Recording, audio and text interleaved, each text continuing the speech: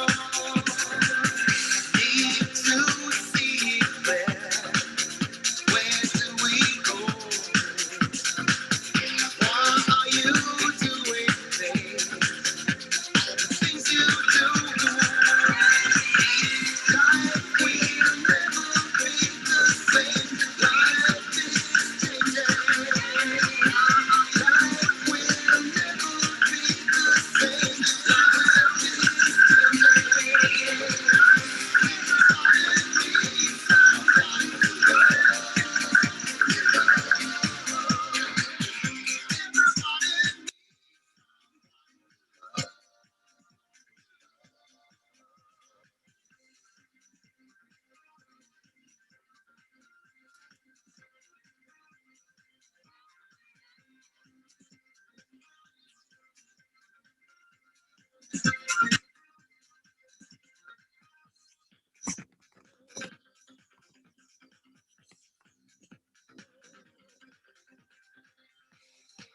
The name of love, you should draw the line. Got to be secure that you're still mine. Life will never be the same. Life is changing. Life will never be the same. Life is changing. Everybody needs somebody to love.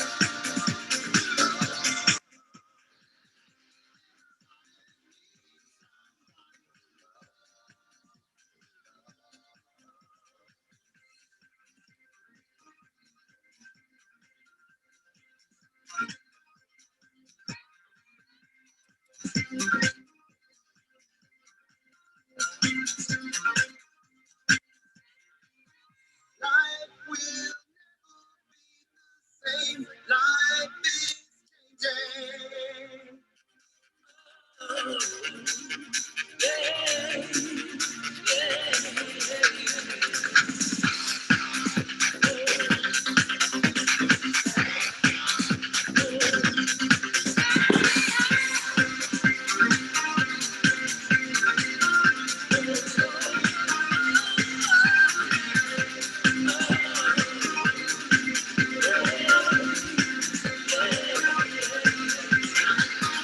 Life will never be the same. Life is changing. Life will never be the same. Life is changing. Life, life will never be. Life, life will never be the same.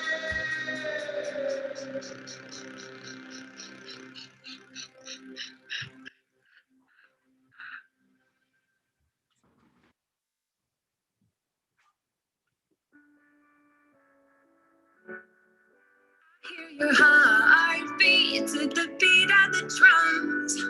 Oh, what a shame that you came here with someone, yeah. But while you're here in my arms, let's make the most of the night like we're gonna die young. We're gonna die young. We're gonna die young. Let's make the most of the night like we're gonna die young. Hearts out of minds, running till we out of time. Wild child's looking good, living hard just like we should. Don't care who's watching when we tearing it up. That magic that we got, nobody can touch. Looking for some trouble tonight. Take my hand, I'll show you the wild side. Like it's the last night of our lives. We'll keep dancing till we die. I hear your heartbeat to the beat of the drums. Oh, what a shame that you came here with someone, yeah. While you're here in my arms, let's make the most of the night like we're gonna die young. We're gonna die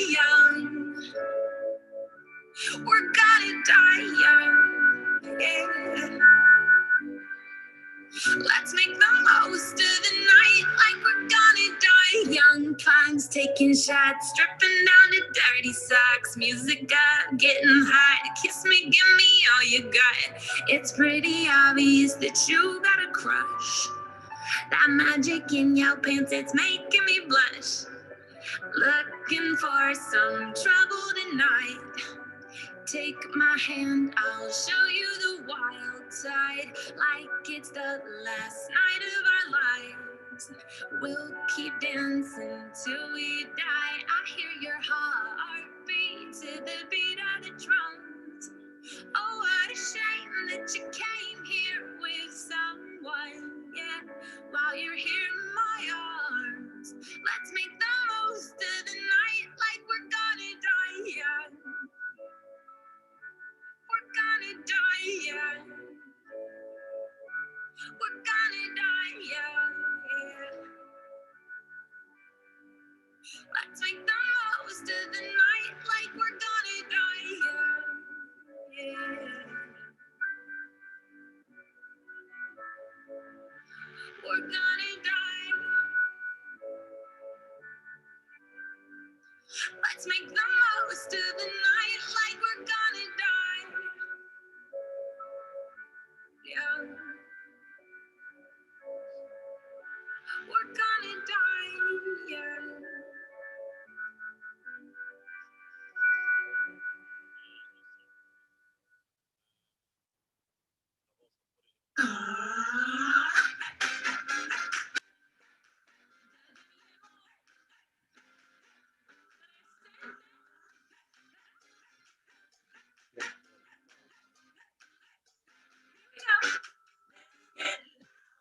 Let's get loud.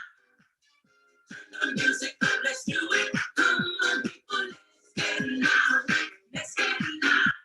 Turn the music up to hear that sound. Let's get loud. Let's get loud. Ain't nobody gotta tell you what you gotta do. If you wanna live your life, live it all the way and don't you waste it.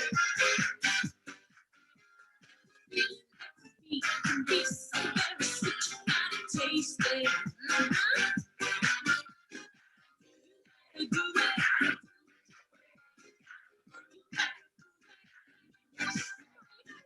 Do it. Do it. You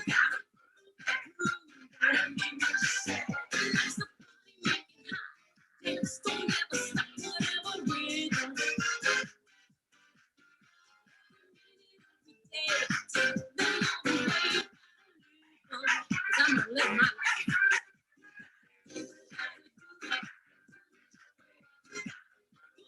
Do it. Do it. You gotta groove. You gotta do what you say. Let's get loud. Music up to hear that sound. Let's get loud. Ain't nobody gotta tell you what you gotta do.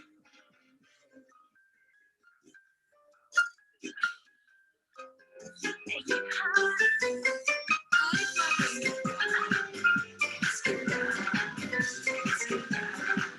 It's just a party, baby. Come on. Let's get loud. Let's get loud. Let's get loud. Get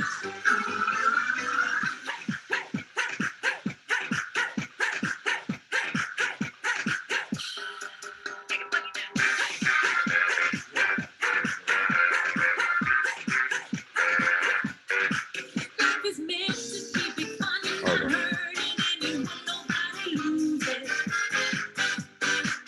Let the music make you free, be what you want to be, make no excuses.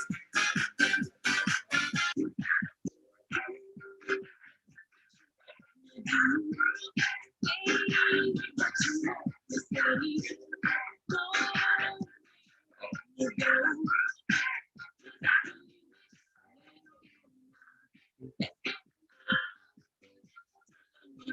The rhythm style. Let's get loud. Let's get loud. Ain't nobody gotta tell you what you gotta do. Yeah, see it going.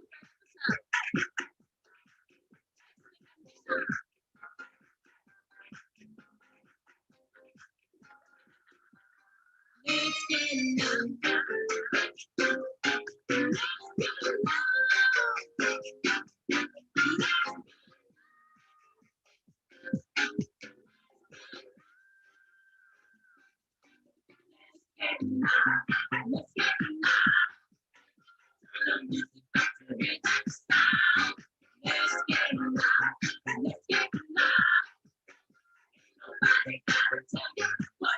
gotta do.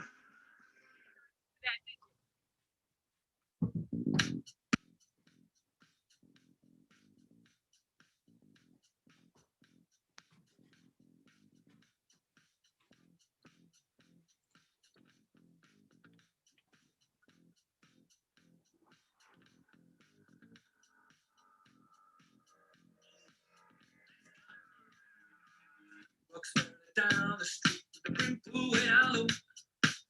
No sound but the sound of speed. Machine guns ready to go. Are you ready? Hey, are you ready for this? Are you hanging on the edge of your seat? Out of the way, the bullets rip. Another one bites the dust. Another one bites the dust. And another one gone. And another one gone. Another one bites the dust. Hey, hey, I'm gonna get you too. Another one bites the dust.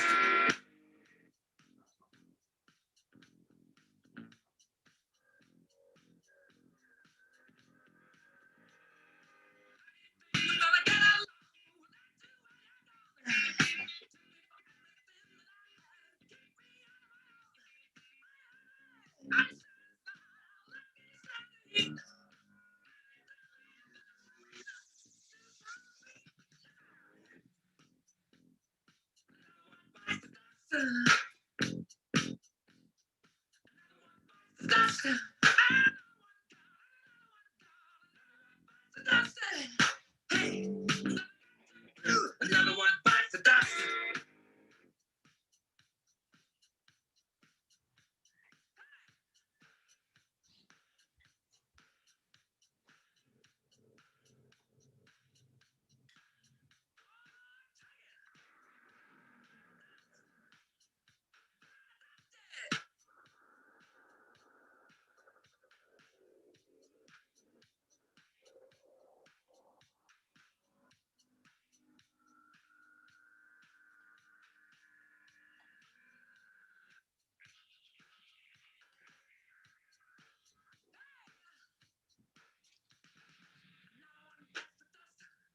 Another one bites the dust. Another one bites the dust. Another one bites the dust.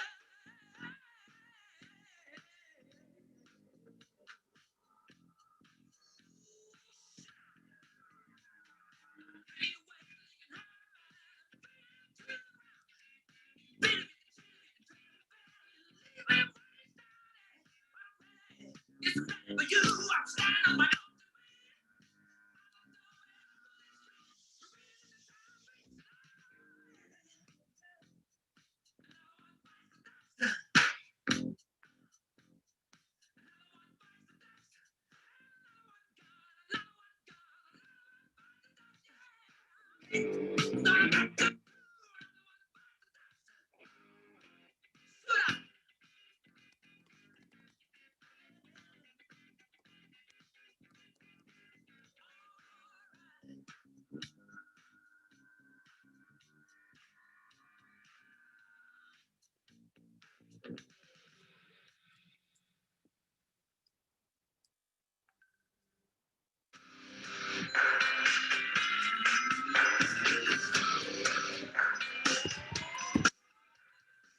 sing a song for the broken hearted. A silent prayer for faith departed. I'm gonna listen to the crowd. You're gonna hear my voice when I shout it out loud. It's my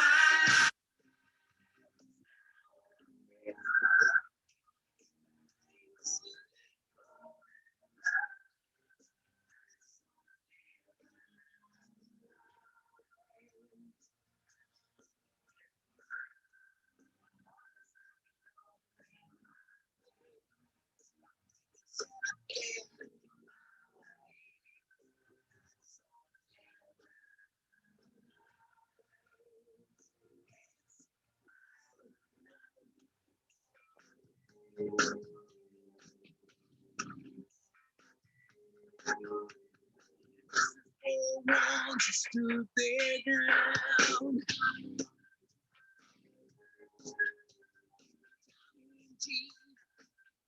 Back down.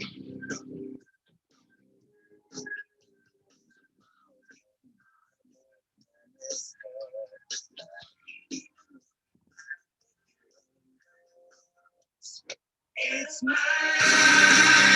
It's now or never. I gonna live forever. I just wanna live life.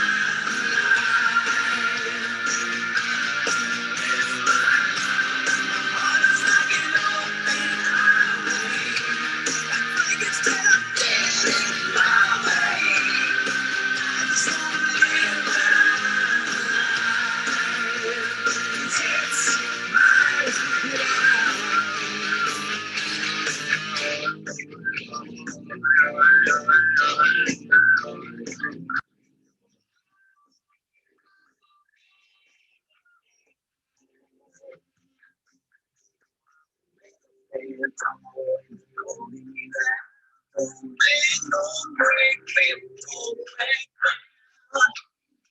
It's mine.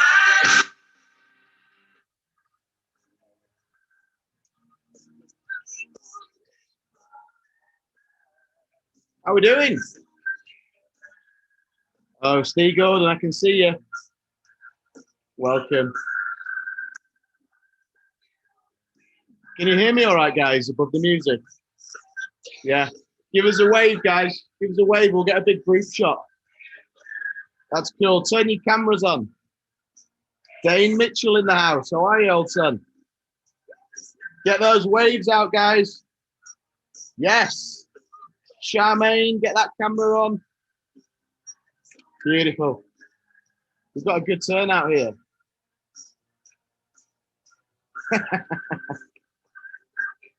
Good old times, this, isn't it?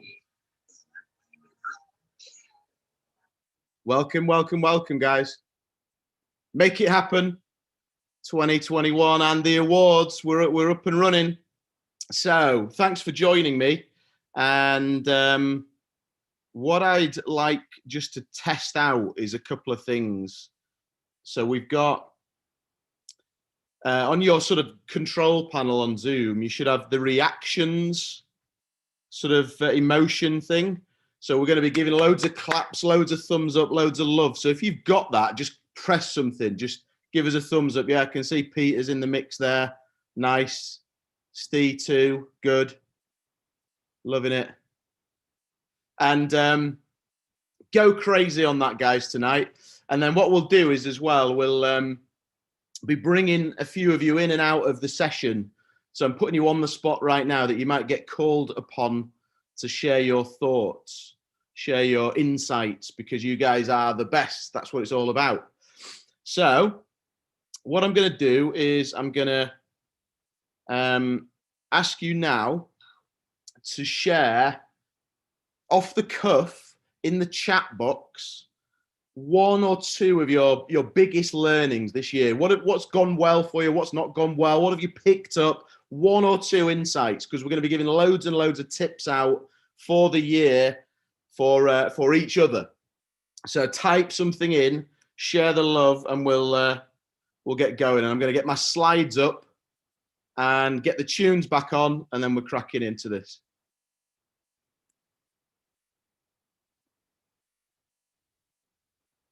And here's an excellent tune for you. Here we go. Get the beers out.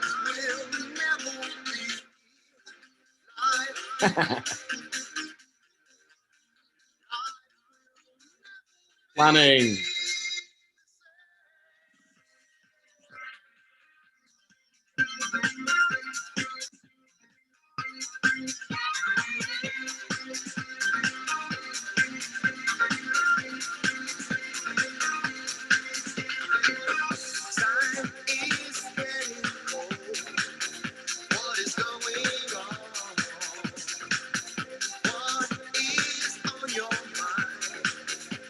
Feelings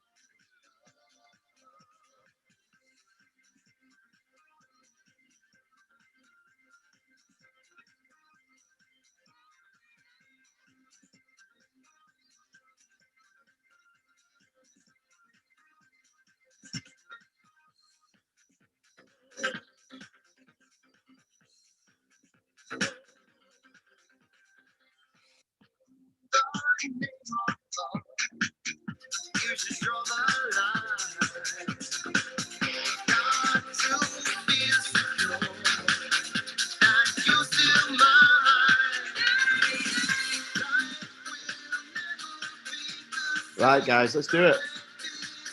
So what we're going to do then, first and foremost, everyone, is just go through kind of what these awards are all about.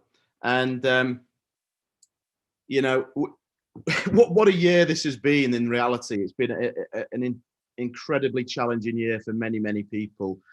But I do think that coaches, all of us in our community, you know, we don't always get the recognition we deserve. We don't get the approval and understanding, and the fact that we turn up and show up every single day is something that is super, super impactful to the people that we serve. So I want to go through briefly the SCE Education Awards values, because all of the winners, even all the nominees, everybody that's a part of this process, the awards values are exactly what we stand for here, and the winners and nominees represent. So the first value that I want to talk to you about is this whole be remarkable element. And being remarkable is we do that every day by just showing up, but it's worthy of other people remarking about you. And that means you're going to grow a great business, but it also means you're going to make a big impact. And so if you focus on doing excellent work, doing excellent service, and ultimately being genuinely remarkable, good things will happen. I know a lot of those comments, those tips about planning and strategy and thinking things through in the comments, absolutely. But at the base of this, at the core of this, is your ability to connect with other people and to double down on that service and just continue to deliver. And everybody does that, but it's critical that we continue to do that. The second value is the value of being a coach first. And of course, we recognize and value academia and the growth and knowledge process, but ultimately, the award winners tonight are coaches first and foremost. People are in the trenches working with other human beings to take them through a transformational process, which is super, super powerful and impactful and rewarding. And so always double down on being the coach, being out there, being in the trenches, getting results, and being the coach first. The next value is elite, not elitist. Now, you guys have been on my courses, programs over the years. You kind of know that we push this. We are all about this. And what it means, elite, not elitist, is that we have an aspiration to be an elite coach, to deliver an elite program, an elite service, but it's for everyone. It's inclusive. There's no hierarchies with what we do. You can serve everybody, from young people to old people to elite athletes to Olympians to everybody in between. And actually, great coaches can do that, and they have a roundedness that they can walk into any gym in any environment and coach any athlete, any level, and deliver and get great results. And then the last two values is firstly impact and income.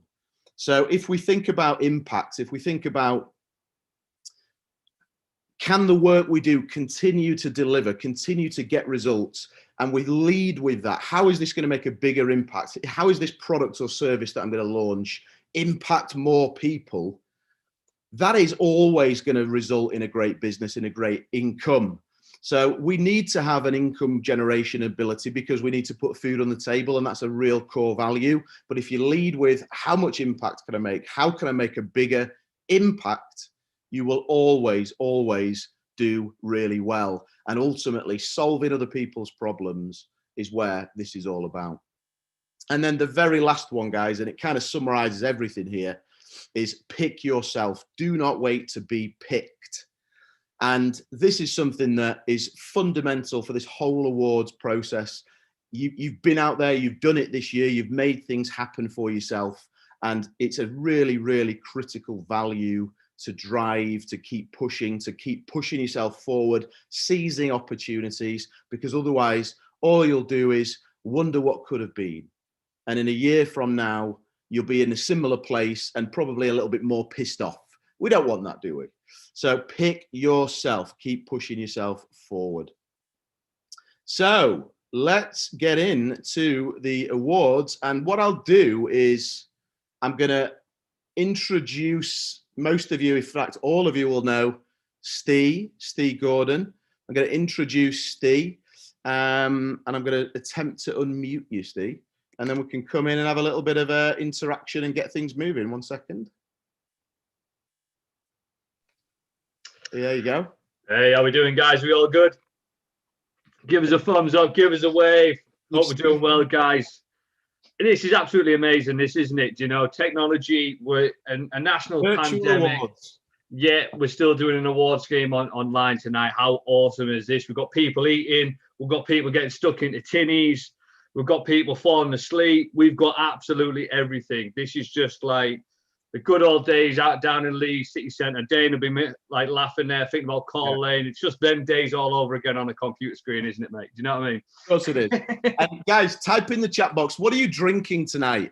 Steve's on something that looks healthy. I'm on the water at the moment. I'm not going to be on the water all night, though. I absolutely promise you. Tea and water, coffee, Prosecco. There you go, Victoria. Good on you. Emma's on the coffee. Ryan's on the Prosecco. Nat's on the gin and tea. I'm liking that. I'm loving that. That's what it's all about. Protein shake. 0% lager for Mel Young. What is going on? What, mate? That must be a typo. That is a typo, mate. That's not right. That's not Raise real. on the tenants. Of course you are, buddy. Of course you are.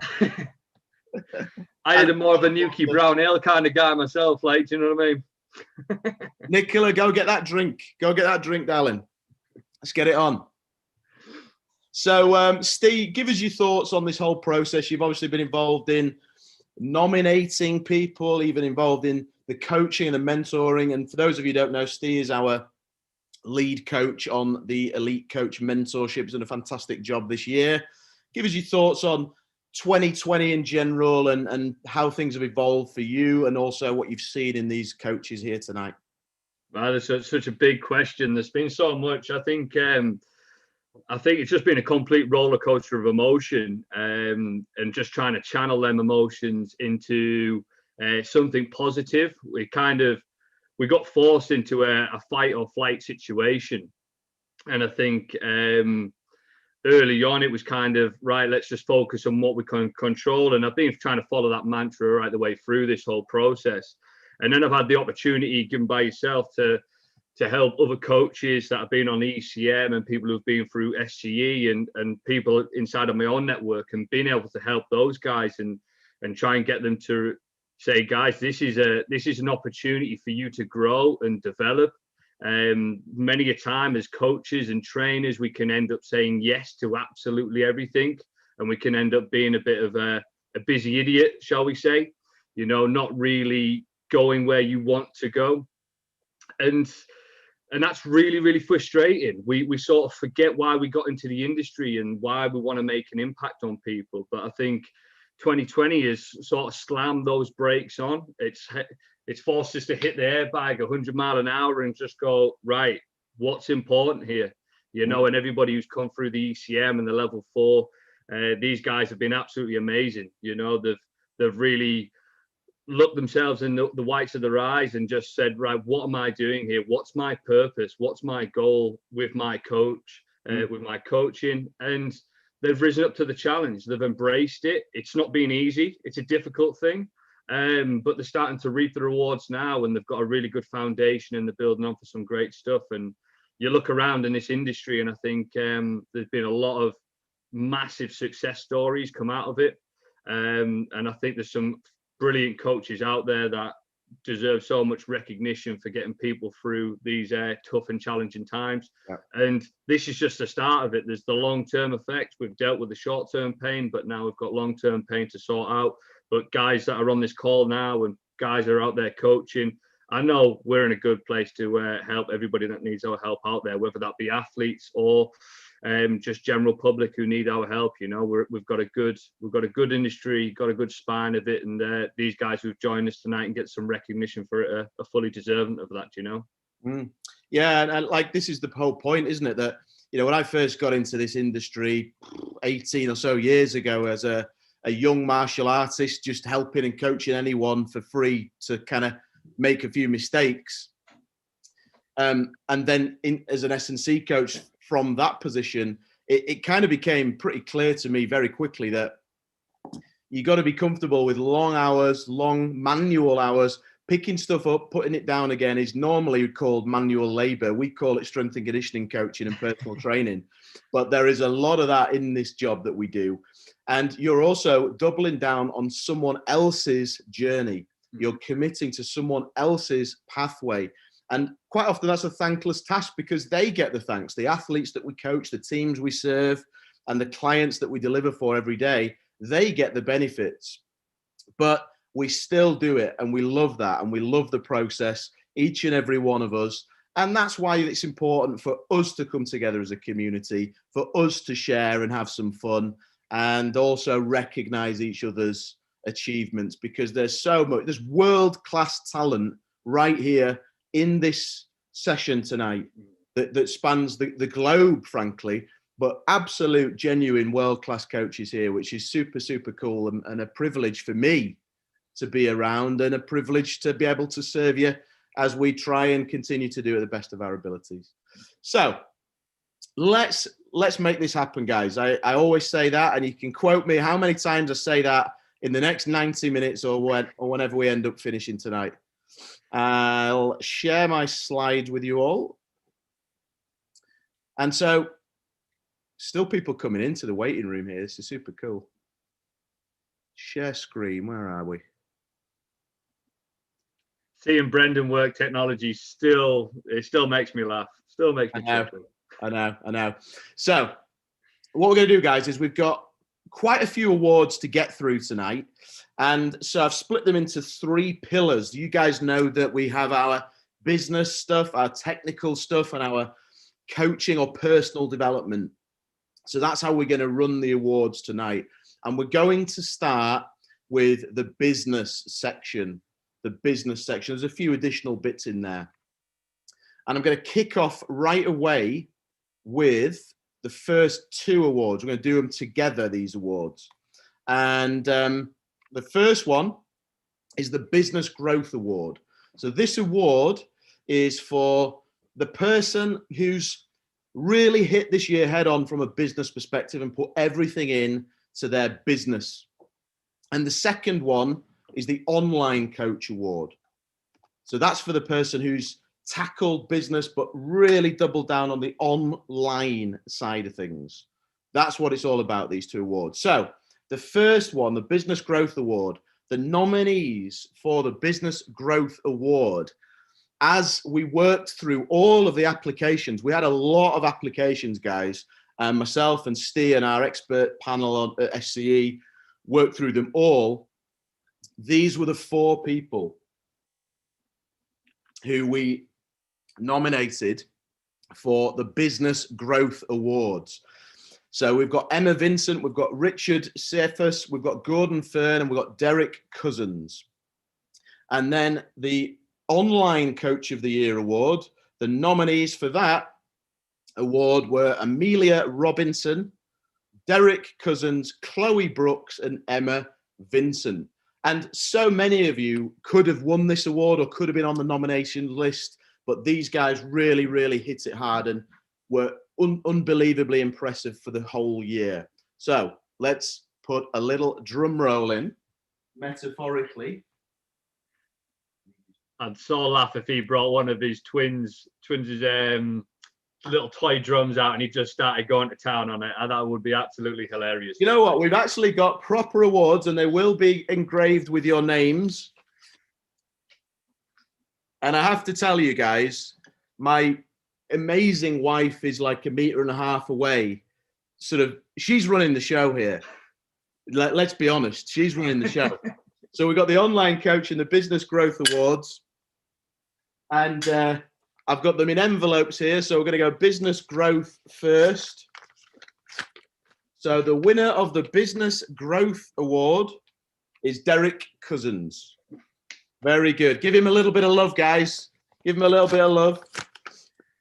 And the winner of the Online Coach Award is Emma Vincent. Well done, Derek and Emma.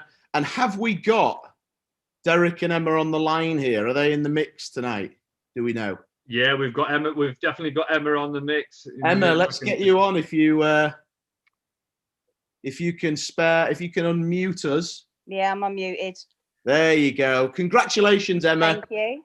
I was Thank you. unbelievably impressed with your online business growth this year. So just tell us a little bit about how you've smashed it this year and where you're at and where you're going to go with it. It's all down to COVID, because before COVID, I didn't do anything online. I was a full-time fitness manager and only did PT part-time. But then we went into lockdown, and obviously I had to still keep my business going. So I took most of it online, with online classes, online sessions, helping out my local swimming team with their SCE stuff twice a week, and realised that you could make a go of it with your business online. It doesn't all have to be in a gym or one-to-one or anything. So just took it all online. Obviously social media helps with the marketing. It's the cheapest way to advertise your business. It's the easiest way to advertise your business. And you can get away with doing very little work, but impressing loads of people. And you've signed a ton of clients. You've signed you've changed your entire business, and you've basically just taken control. And that's, I think, what really impressed me and the rest of the panel. And well done. Yeah, thank you. Thanks. Enjoy it. Well done, Emma. That's absolutely amazing. Absolutely. Thank you. We'll get your award out in the post. Yeah, love that. Thank you. Okie dokie. And now we move into the next award, which is the Community Impact Coach of the Year. So this is a big one for me, because it's just really the essence of what we do.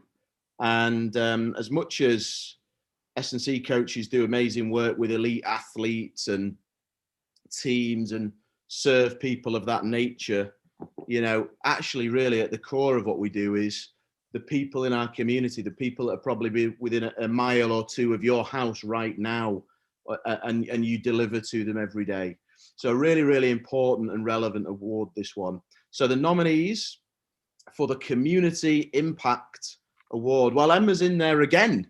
You've hit a trio, you've hit a hat trick, so good for you.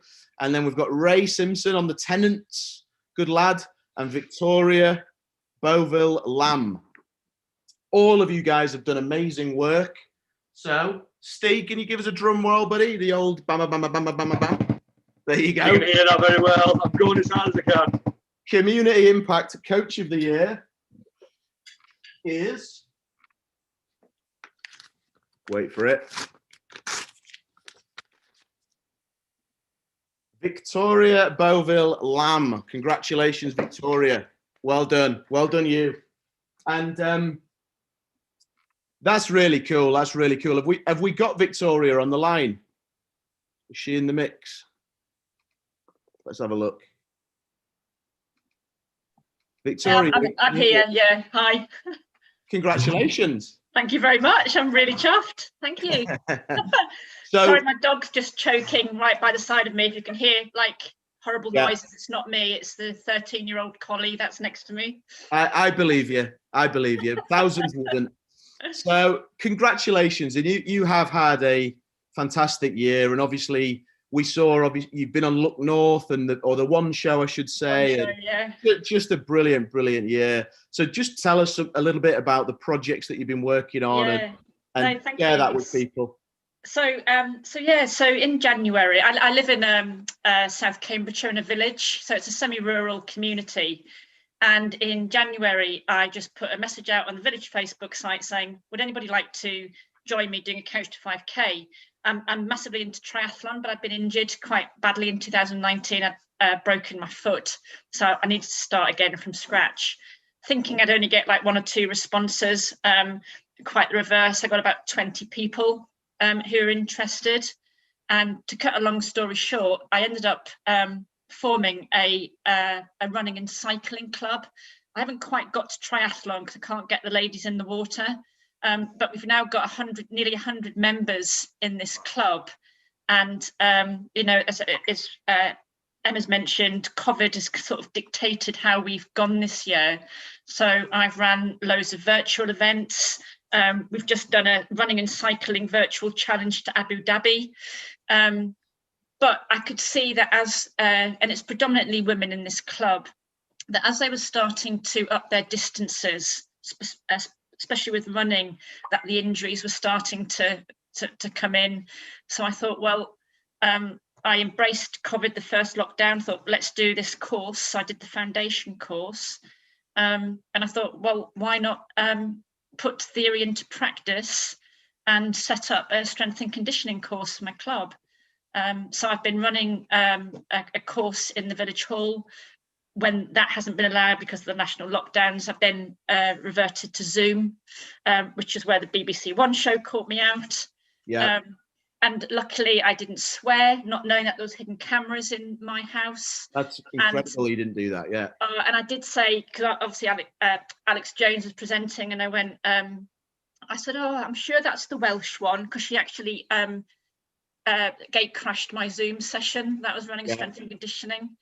And thank God that's all I said, because I could have said a lot worse. But yeah, so yeah, no, it's been an amazing, so this is just like, this is just amazing. So thank you very much. You're very, very welcome. And I just wanted to say that absolutely epitomizes everything about what we're looking for. And just, I think the support that you've garnered in your own area, in your own community is brilliant.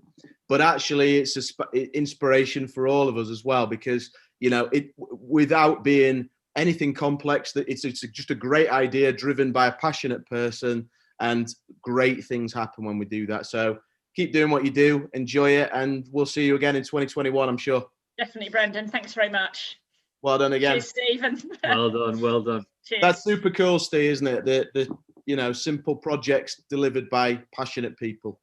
Yeah, definitely. And I think that's the ethos of what we're trying to do. And I think that's want to try and inspire people to follow their passions rather than just ending up just doing stuff for the sake of doing it. But it just goes to show, once you have a mission and a purpose, then the drive will come, and you will just go through hell and high water to get it delivered. And the guys already that have won the award so far tonight have shown that, you know. Absolutely, absolutely. Cool. So let's keep this rolling. So let me throw the slides back up. You see, it's really testing my IT automation skills, this, but you know, it's all good. So the next award, everyone, is the Thriving Through Lockdown Award.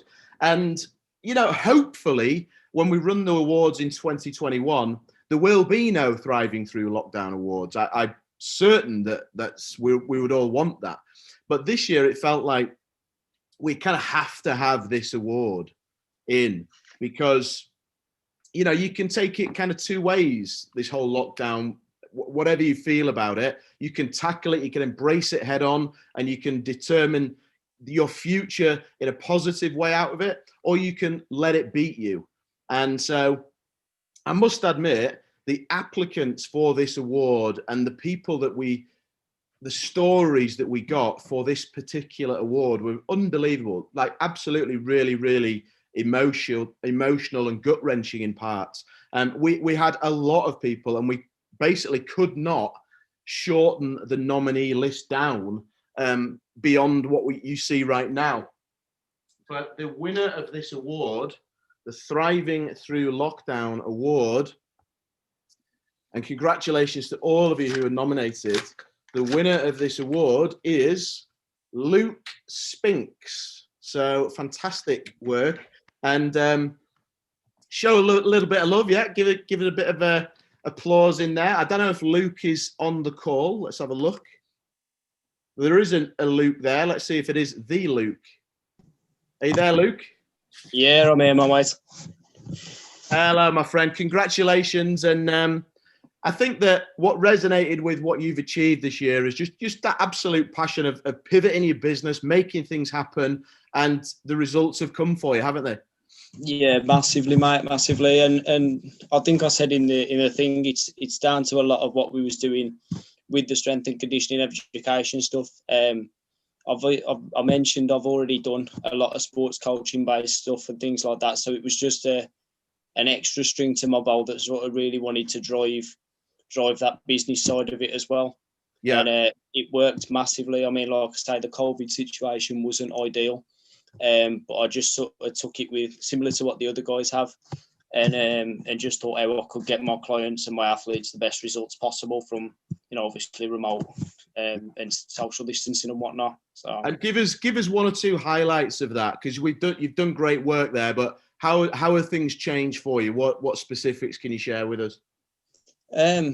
Well, I looked at doing sort of videos. So I went into work and videoed myself doing a lot of different exercises that guys could do at home. So if they were struggling, I've got clients ranging from 13-year-old athletes right the way through to a 77-year-old lady who just wanted to move a bit better. So I thought, how can I get everybody included in this? How can I make it easy for everybody to be doing stuff at home? Some people have got various equipment, some haven't got any. So I tried to do as many videos as I can, linked it all to an Excel document and sent it all to them via text message. So it was good that we could get everybody moving. And from that, we've maintained some really good results. One of my youth athletes, my 13-year-old netballer, has just got into the Wasps Academy, which is amazing news, which we're over the moon about. And the other lady, the opposite end of the scale, the 77-year-old, when she first started with me, was using a walking stick, and she turned up the other day without it. She didn't want to use it no more. So it's amazing, mate, to be honest with you. I think that's what the coaching side of thing is all about. It's that passion to sort of serve and sort of, like you mentioned earlier, you don't always get the results, to the public. It's what your athletes and what your members and whatnot get. But I think that sort of reward that you get from it is a lot better than that in a way. Yeah, absolutely. Good. Congratulations, buddy. That's a really, really cool story. Really well done. Keep doing what you're doing. And I'm no doubt we'll see you in 2021. Keep doing it. Amazing All work. right, amazing work. Cheers, guys. That's brilliant. That's really cool. Yeah, absolutely fine. And I think what I love about that is it was just take action, just do it. It wasn't about, think about software. What about video editing? What about this? What about that? Just get it done, get it out in any format, and just serve your clients. That is what it's all about, rather than just sat on the fence and thinking about the next greatest bit of platform or bit of kit or whatever. Just get out there and get it done. So you can serve people. So well done, Luke, mate. That's absolutely awesome. You touch on a good point, Steve, because we often get sort of, God just entered the waiting room. I'm going to let that person in. Surprised, but welcome, God.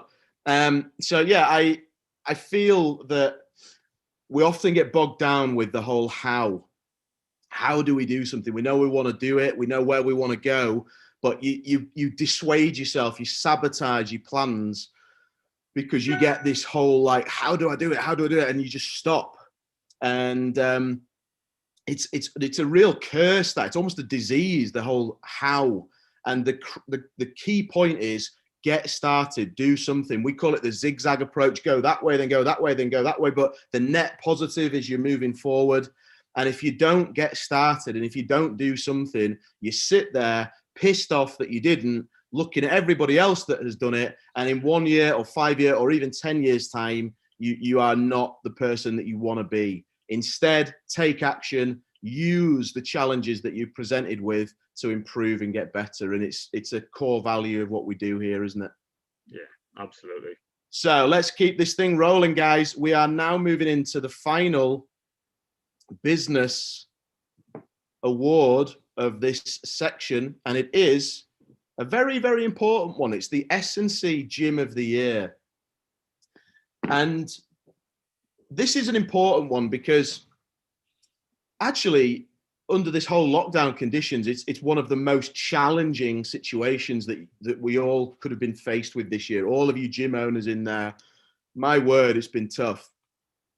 But it's also one of the most important ones because we want good environments for people to train. We want young people to be able to go into performance environments and be inspired by that. We want athletes to be able to train in those environments alongside general population, alongside young people, old people, men, women, all different shapes and sizes. That for us is that elite, not elitist S&C gym and performance environment. So the S&C Gym of the Year award, hotly contested. We had some really, really solid applicants, but 3 people and gym owners, business owners really stood out. And they were Martin Garner, Freddie Grice, and Russell Jolly. And I'm going to grab this award here. So here we have the S&C Gym of the Year award. And in this little envelope here, we will find out that the winner is, Steve, where are you? The winner of the S&C Gym of the Year award is Freddie Grice. Well done, Freddie. Let's see some love for Freddie. Are you in there, my friend? Freddie. Are you there, Freddie? I'm here. Congratulations. Cheers, man. Well done, sir. Thank you. You are the S&C Gym of the Year 2020, and well deserved, and you've worked bloody hard to achieve that, my friend. I've followed your journey. We've been helping you as best we can, but you've done it. You've made that happen. So well done, you. Thank you. Thank you. And share some of your insights, share some of your challenges, some of the things you've had to overcome, and where you're at right now. Well, your hat, by the way, mate. I'll send you one. In Norfolk, is it? It's freezing. It's freezing. No, yeah. So the new gym, the one that you'll see on the post and stuff, the new sort of S&C sort of styled one, it was only opened in December. And obviously, massive challenge. Everyone said was COVID. So I went from a sort of a shed in my mum's garden to this huge gym, overhead, staff, etc., etc. Then 2 months later, we were shut, or 3 months later, we were shut.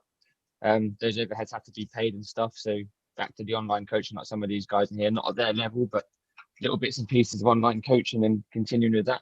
But yeah, just mega, mega tough, but I wouldn't change it. I mean, the space is awesome. Like I said, we've got guys that are sort of like elite juniors training in there. We've got guys that are 70, 80 training in there.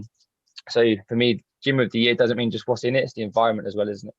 So we try and create an environment in the gym, not just fill it out with loads of kit and say, okay, we're a great gym because we've got 6 squat racks.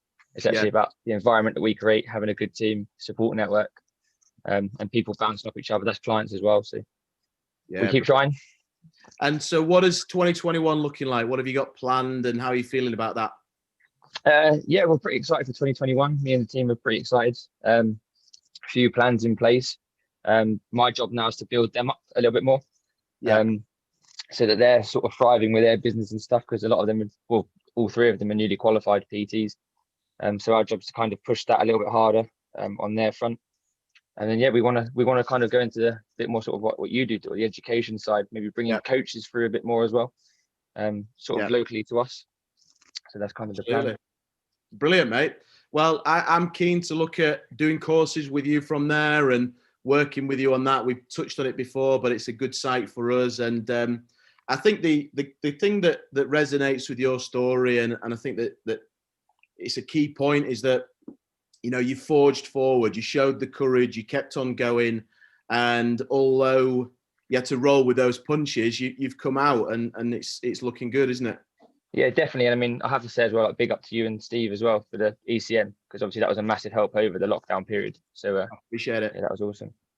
It's great, man. It's good to, and you've added so much value to our network, as everybody in the mentorship program has with each other as well, because that's kind of the whole essence of it. But yeah, well done, mate. Well done. Cheers, guys. Thank you. On its way. Cheers. Fantastic. Very cool. And lots of people, Steve, could have genuinely been a great winner of that award. But I think Freddie deserves that more than many people know the story there. It's like I say, as a gym owner myself, I know this year has been and just one of the most awful as a gym owner. But it's that fight that Freddie talks about, the fight for the environment, knowing how important it is for the people that you serve and holding on to that and making sure that it's still developing and still driving forward when those people do enter. Because obviously Freddie's got elite young athletes in there. That's inspiring future Olympians possibly, and also it gives respite for the 70-year-old who just keeps walking and keeps moving. You know, it's somewhere for them to go. It's an escape from the tough reality that a lot of people face themselves in. So I think well done, Freddie, for keeping that, and all gym owners who've gone out there and just kept the gyms going and struggled to keep the lights on at times, but kept going because they know how important it is, you know. Absolutely. Really well said.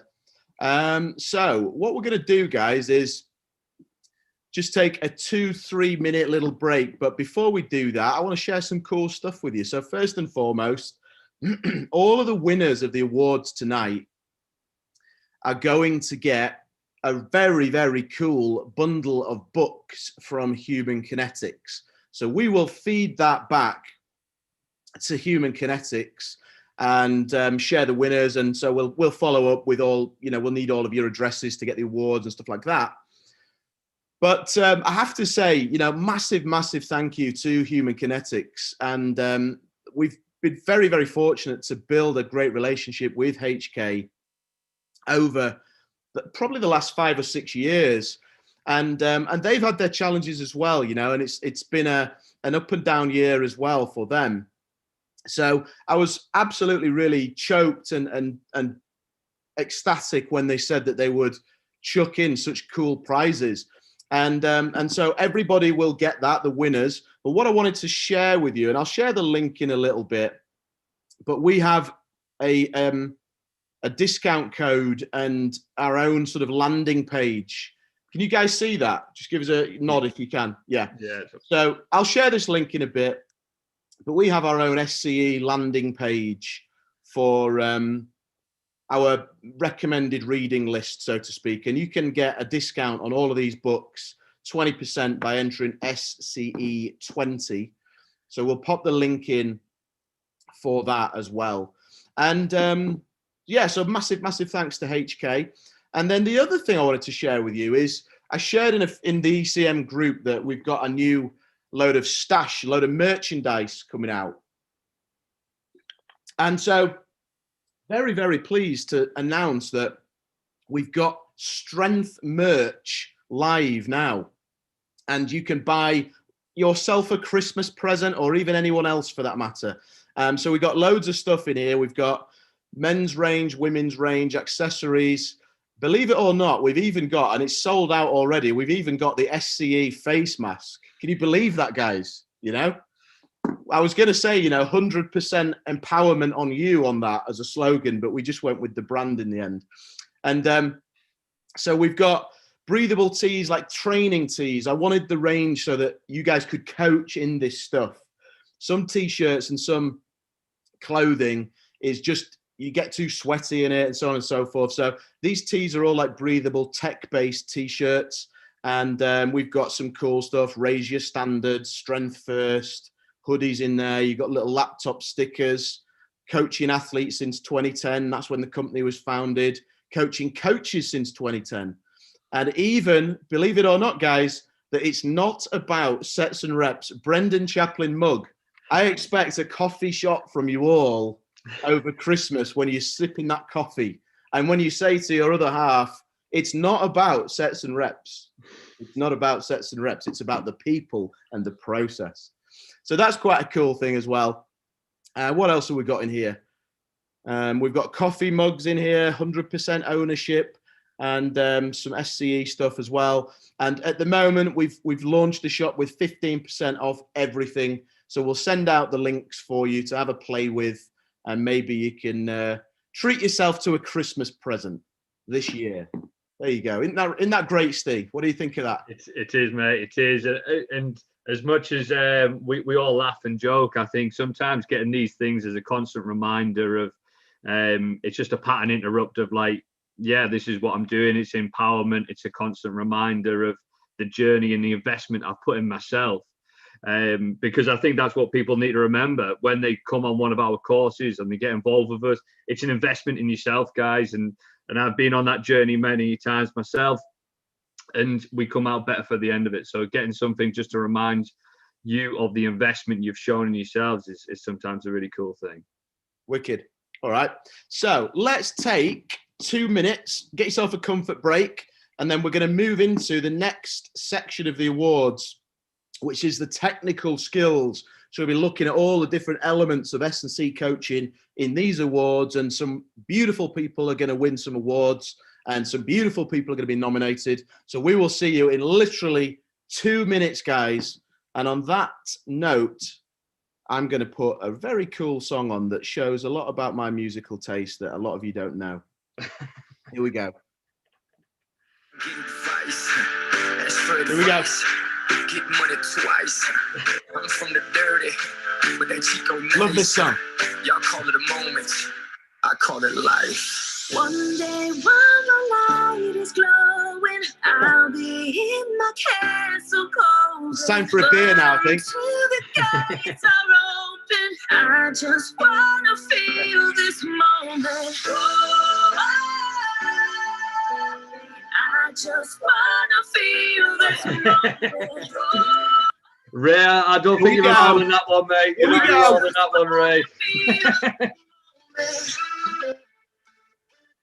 This worldwide. Feel this moment. Christina Aguilera. My wife's just laughing at me. She's got no sympathy at all.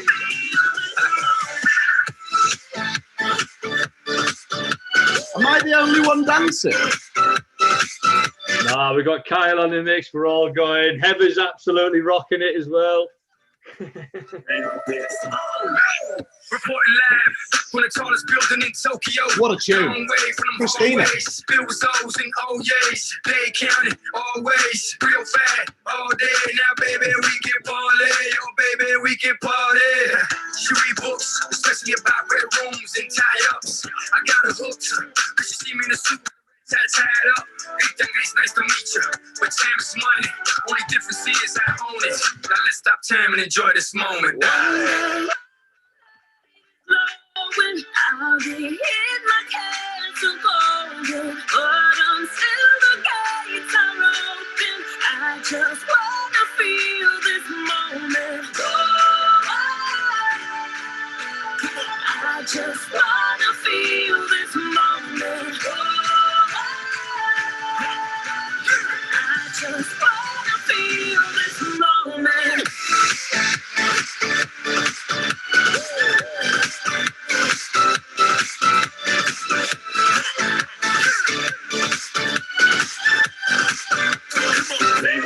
I see the future, but live for the moment. Makes sense, don't it? Now make dollars, I mean billions. I'm a genius, I mean brilliance. The streets is what schooled them and made them slicker than slick with the ruler. I've lost a lot and learned a lot, but I'm still undefeated like Shooter. I'm far from cheap. I break down companies with all my peeps. Maybe we can travel the world and I can give you and all you can see. Time is money, only difference is I own it. Like a stopwatch, let's stop time and enjoy this moment, darling. Here we go.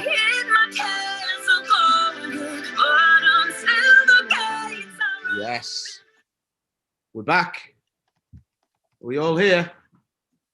Get those cameras on. Let's get a wave shot in there. We're now at 10 to 8. What a Saturday night, guys. Could anybody have ever had a better Saturday night, do you think, than this? Honestly, come on. I'm going to get a screenshot of this. Tim Wilson, where are you, old son? Big waves, guys. Beautiful. Oh, yeah, there's Dane. I think he's just in the middle of a wrestling match, I think. Okay, so let's get on with the show. So that was section 1, which was the business and community impact and people doing amazing things there. And quick note on that, if you don't focus on growing your business and making a bigger impact, then the income doesn't come. But even if you're more focused on impacting people and serving more people, you need to learn how to connect with more people. And ultimately, the word for that, generally speaking, is marketing. You've got to address marketing. You've got to address those things so that you can go out and make the bigger impact. And that's something that is fundamental to what we do here. So let's move on now. Let's get into the next pillar. And going to go with, yes. So we're going to go straight into the technical side of things now. So the next pillar is technical development. There's a number of different awards here. The first one we're going to do 2 actually in this next bit. The first one we're looking at is Sports Specific Coach of the Year.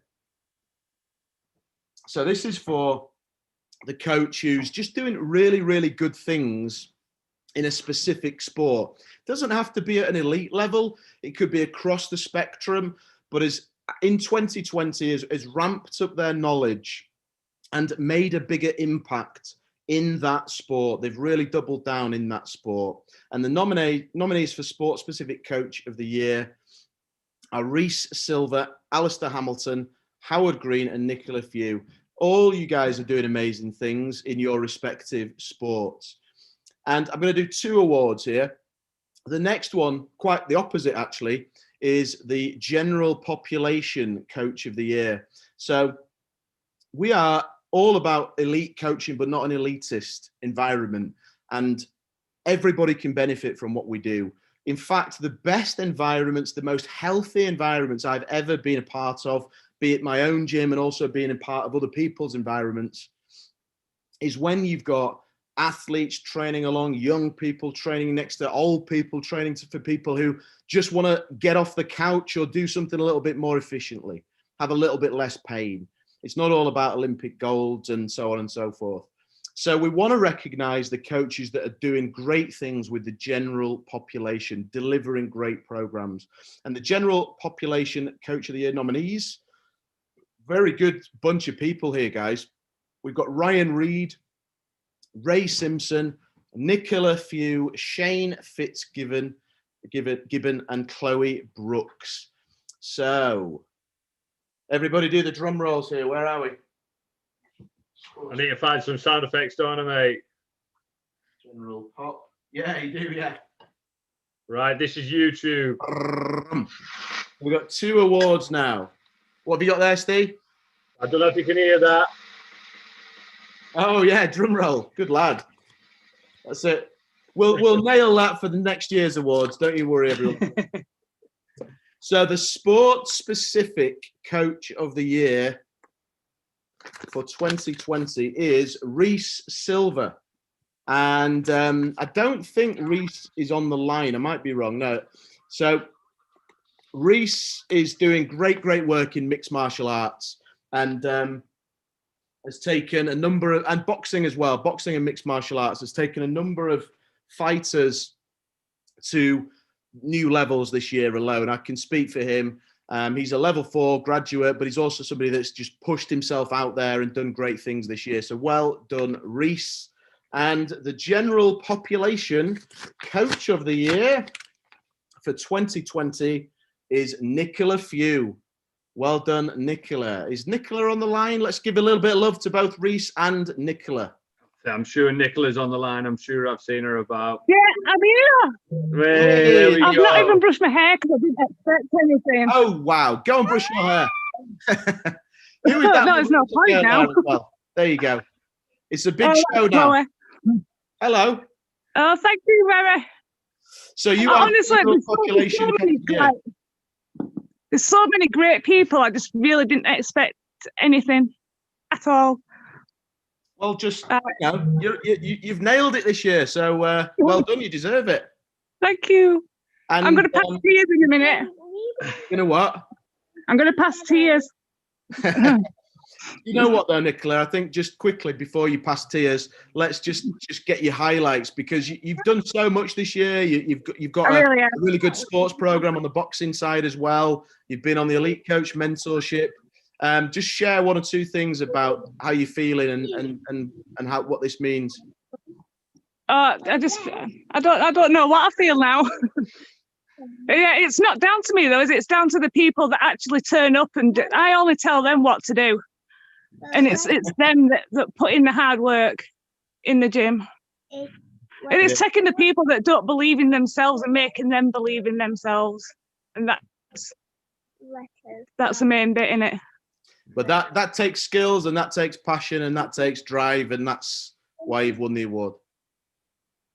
Oh, thank you. Absolutely amazing, Nick. Obviously, we've worked together on the ECM and stuff, and yeah, I know. you're absolutely incredible, mate. And it's a special talent. And I've still got to work with you yet. So. Say that again, sorry. Yeah, thank you. You're very welcome, mate.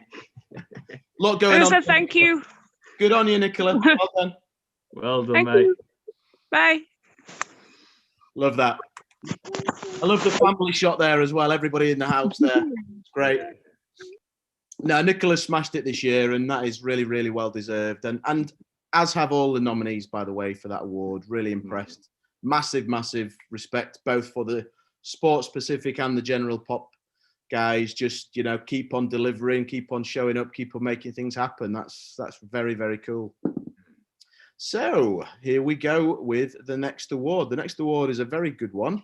It's the Elite Sport Coach Award. So this award is for the coach who is delivering at a really high level with elite athletes, genuinely elite athletes, and has nailed it in 2020 and done great things for those athletes and for their program. And the nominees for this award are Reece Silver, again, well done, Reece, Simon Baverstock, and Dane Mitchell. So let's see where we're at with this. So the Elite Sport Coach of the Year for 2020 is, drum roll, Dane Mitchell. Well done, Dane. Dane Yes, lad. So let's see if Dane is there, if he's not wrestling on his sofa, and bring Dane in. Are you there, Dane? I'm here. Thank you very much. You're very welcome, mate. And we've got a long history, you know, and I just want to share a couple of things because I'm really, really, it's great to have Dane on the line. Dane's done some amazing work this year, but it's all started from his career as a martial artist. And then I was very fortunate to coach Dane when he was a judo player. I think he was 16 at the time, mate. You didn't have that beard then, did you? And, no. And lots more hair on top lots of the head. more hair, yeah. Yeah. But lots of times gone by, and Dane interned with me and then kind of drove his own program. And now he's a genuinely world-class coach working with elite athletes. And this year alone is working with the Brownlee brothers, working with some professional football players, and lots of sprinters and track and field athletes. And so when we looked at this and the Elite Sport Award and what it was all about, it's not just about the fact that you're working with elite athletes, and this is a comment for everybody here. It's not just about that. It's what are you doing with them? What impact are you making? And what connection are you making? And that's why we wanted Dane to have this award, because he is making a difference. He is making a difference. And, you know, there's a garage there that through lockdown is just been the most high performance gym in probably the north of England. And it's just a little garage with great quality coaching going on. And the guys, the athletes that he works with are benefiting from it every single day. So well done, mate. You are the Elite Sport Coach of the Year. Congratulations. Thank you very much. Yeah, thanks. It's been nice to be part of the Strength and Conditioning Education kind of network as well in the last few months as well. Thanks for having me on, for doing some of the talks and things. And again, thanks to you as well for all your mentorship to this point, I guess. I'm an early product of your early ventures, I guess. So yeah, thanks. It's great to see you absolutely smashing it, and the network that you've kind of put together is awesome to see. So yeah, well done, mate. Appreciate it, man. And that's what we're all about. And it's closing the loop, because people like you and all the other, like SCE and all the great coaching in our network, you know, the knowledge filters down and it comes down, and everybody else can soak that up, and it makes it healthy, doesn't it? It accelerates everybody's development. So yeah, you know, it's superb what you've put together, mate. It's awesome. Really is good. Thank you.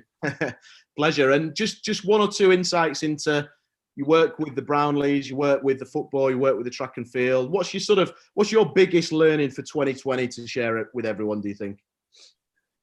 I guess it's a bit like what you said at the beginning in terms of the values of strength and conditioning education. I suppose for me, it's just been about being a coach through and through.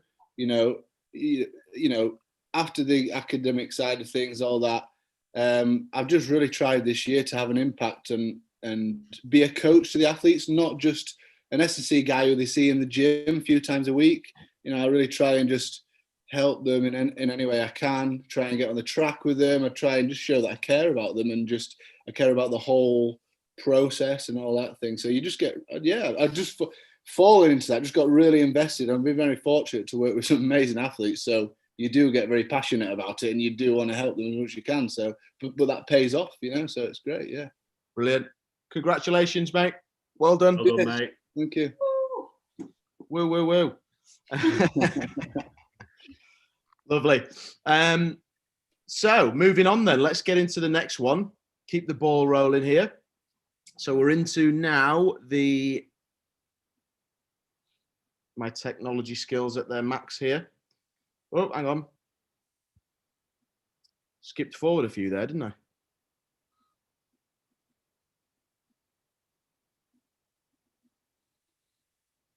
So the next award is new to the game. And this is about celebrating the coach and coaches who have less than 12 months experience, but have really emerged and just deliver once again every single day. So many people could have been on the list for this award and could have won this award. I really do mean that. And we had tons and tons of applications. It was very, very difficult, this one, to judge and to separate.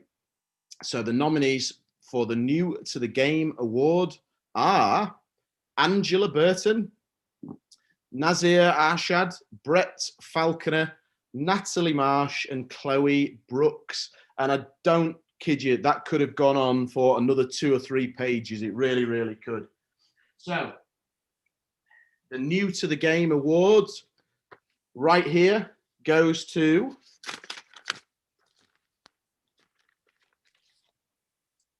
Natalie Marsh. Well done, Natalie. Congratulations, Natalie. I don't know if you're on the line, Nat. Yes, mate. Yeah. Is Natalie in the house? Yeah, she's in the There you go. Congratulations. Thank you very much. So, cheers. Is that a gin and tonic you're on there? Yeah. Good on you. Good style. So just share your thoughts on this year for you and what's gone well, where are you at now, your biggest learnings, that kind of stuff. Wow. Oh, just let my heart rate come back down. Well, I guess, yeah, well, the start of the year, I was still bumbling along and just doing my classes and not really moving forwards, wanting to do PT work, but not really doing anything. ECM completely changed the way I was doing my business, and with your help as well, a couple of months ago, where I had a campaign, I'm actually shaking, campaign going on to try and get clients, and through your help with how to talk to people, I got 7 in the bag, and I've got clients now waiting to start in January, and it's like, oh my God, and my dad is here watching, my lovely dad. There you go. Mr. Marsh. Well done. Well done. Hello. Thank you very, very much. It's an absolute pleasure, Natalie, and I've watched that journey unfold, and you very much deserve that. So well done. Really well done. Steve, have you got any words as well? Because I know you obviously work with Natalie as well. Yeah, I just echo everything Brendan said. You know, it's been incredible to see your journey, mate. And obviously, I don't want to. It's been had ups and downs, and there's been stops and starts, and bits of doubt and everything else as well. But you've smashed through it. You've raised to the challenge, and you've just stayed persistent with it, and you're reaping the rewards of your success now. You know, so which is great. So just keep on at it, mate. You're doing great things, and it's well earned, this award, mate. Well earned. Thank you. Thank you. Enjoy your gin and tonic. Go and have another one. Take some deep breaths and then celebrate. Well done. Well done. Cool, cool, cool. So what I'm going to do now, guys, is I'm actually going to do one more award and then move a little bit further ahead in the process this evening. So the next award is... Oh, that's a lovely photo.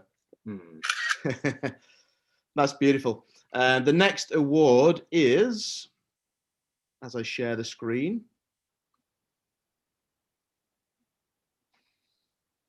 the Rehab Coach of the Year award. So strength and conditioning coaches, I always got taught, and it was part of my philosophy, and it still is to this day, that our number one goal is really not performance enhancement, it's injury reduction or prevention. Now, of course, they go hand in hand. If you stay injury free, you can get stronger, you can get fitter, you can optimize your performance. But the reality is, we do have a job to do on that late stage rehab and through to back to training and return to sport. And it's a critical role of an elite S&C coach, a talented S&C coach, to address rehabilitation. So we wanted to recognize that with a specific award this year called the Rehab Coach of the Year Award, very simply. And the nominees for this, again, a really tough one to judge because so many people are doing such good work. It's hard to put into words the level you guys are at. But the nominees are Martin Bushman, Michael Harvey, Ryan Reed, and Charmaine Ho. So let's find out. So the Rehab Coach of the Year award goes to Charmaine Ho. Congratulations, Charmaine. And if you're on the line, Charmaine, it'd be good to get a word from you. But I know Steve is somebody that you relate to closely. Steve, do you want to say a few words about Charmaine's achievements here? Yeah, so I met Charmaine a couple of years ago when she started on level 4, and ever since then, her dedication to improving her knowledge is just absolutely incredible. I don't know where the woman gets the hours in the day to improve, but her dedication to the females, the rugby team that she works with, the Falcons that she goes in and does the massage, and then also the lecturing and all of the athletes that come to her gym and her facility, everybody who she comes into contact with, they just leave in a better place, whether that be physically or mentally and emotionally. She's just an absolute superstar when it comes to that, and her work is just absolutely amazing. So it's well deserved, this one. You know, she's a credit to the industry. Beautiful. Are you there, Charmaine? Yes, I'm here. Hey, how you doing? I'm all right, thanks. How are you? Yeah, really good, really good. Congratulations, you're the Rehab Coach of the Year, and give us some insights into where you've come this year. What have you learned? Just share a few things with people, if you would. I think this year the main thing I've learned is adaptation. So we've had to adapt to many more situations than what we did previously. So taking things online was one of the big things, and not being with someone face to face. And that was a big thing we had to adapt to, but still work with people at the same level, even though we couldn't be with them face to face. That was a big challenge in a rehab setting as well as an S&C.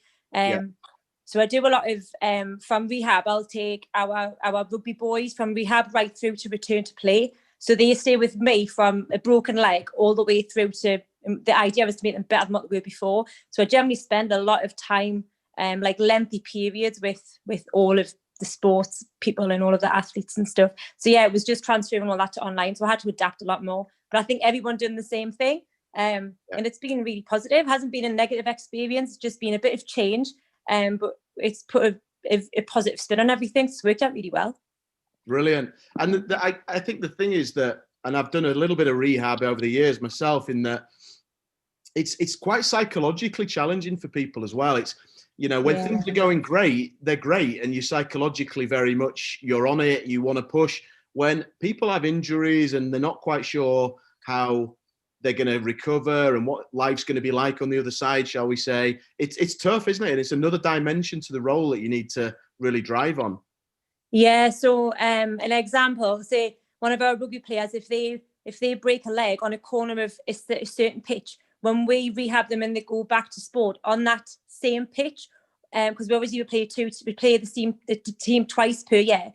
That same pitch will give them like panic attacks and they'll get anxiety. So our job is not to just rehab them and make them strong and put them back, we work a lot with them on the psychological side that, yeah, this could happen again, but we have to work on the fact that, you know, the pros and cons of a lot of stuff. But yeah, they have that side of it where it's not as easy as just popping them back on and expecting them to be stronger. A lot of stuff holds them back. And like you said, it is psychological. So we spend a lot of time with people on lots of different areas if they're rehab. But the SCE course was absolutely amazing when I done it with Steve. He's a brilliant, brilliant coach and a fantastic person to work with. That gave me so much knowledge on that side of it, and it made us much more confident working with them. So thank you to Steve, because he is absolutely amazing. I'll pay you later, mate. I'll pay you later. Let's not blow his ego up too much. But yeah, I'll take your point. Well done again, Charmaine. Really, Thank really you. pleased. Well done, Thank mate. you. Keep up the good work. Keep doing what you're doing. Thank you.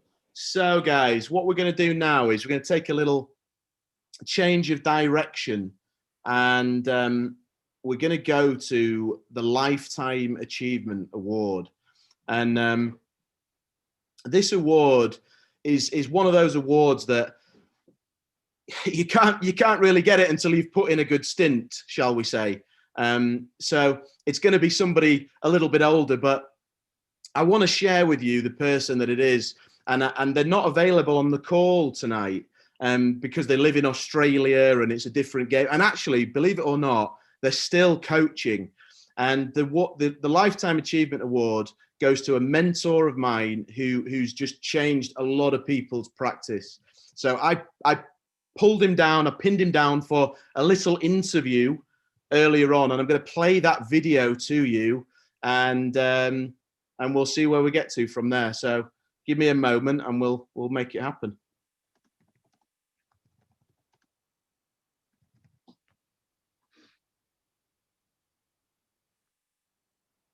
Okay. Can you guys see that? It's like a black screen at the moment, yeah? Yeah. Okay. So the Lifetime Achievement Award goes to Kelvin Giles.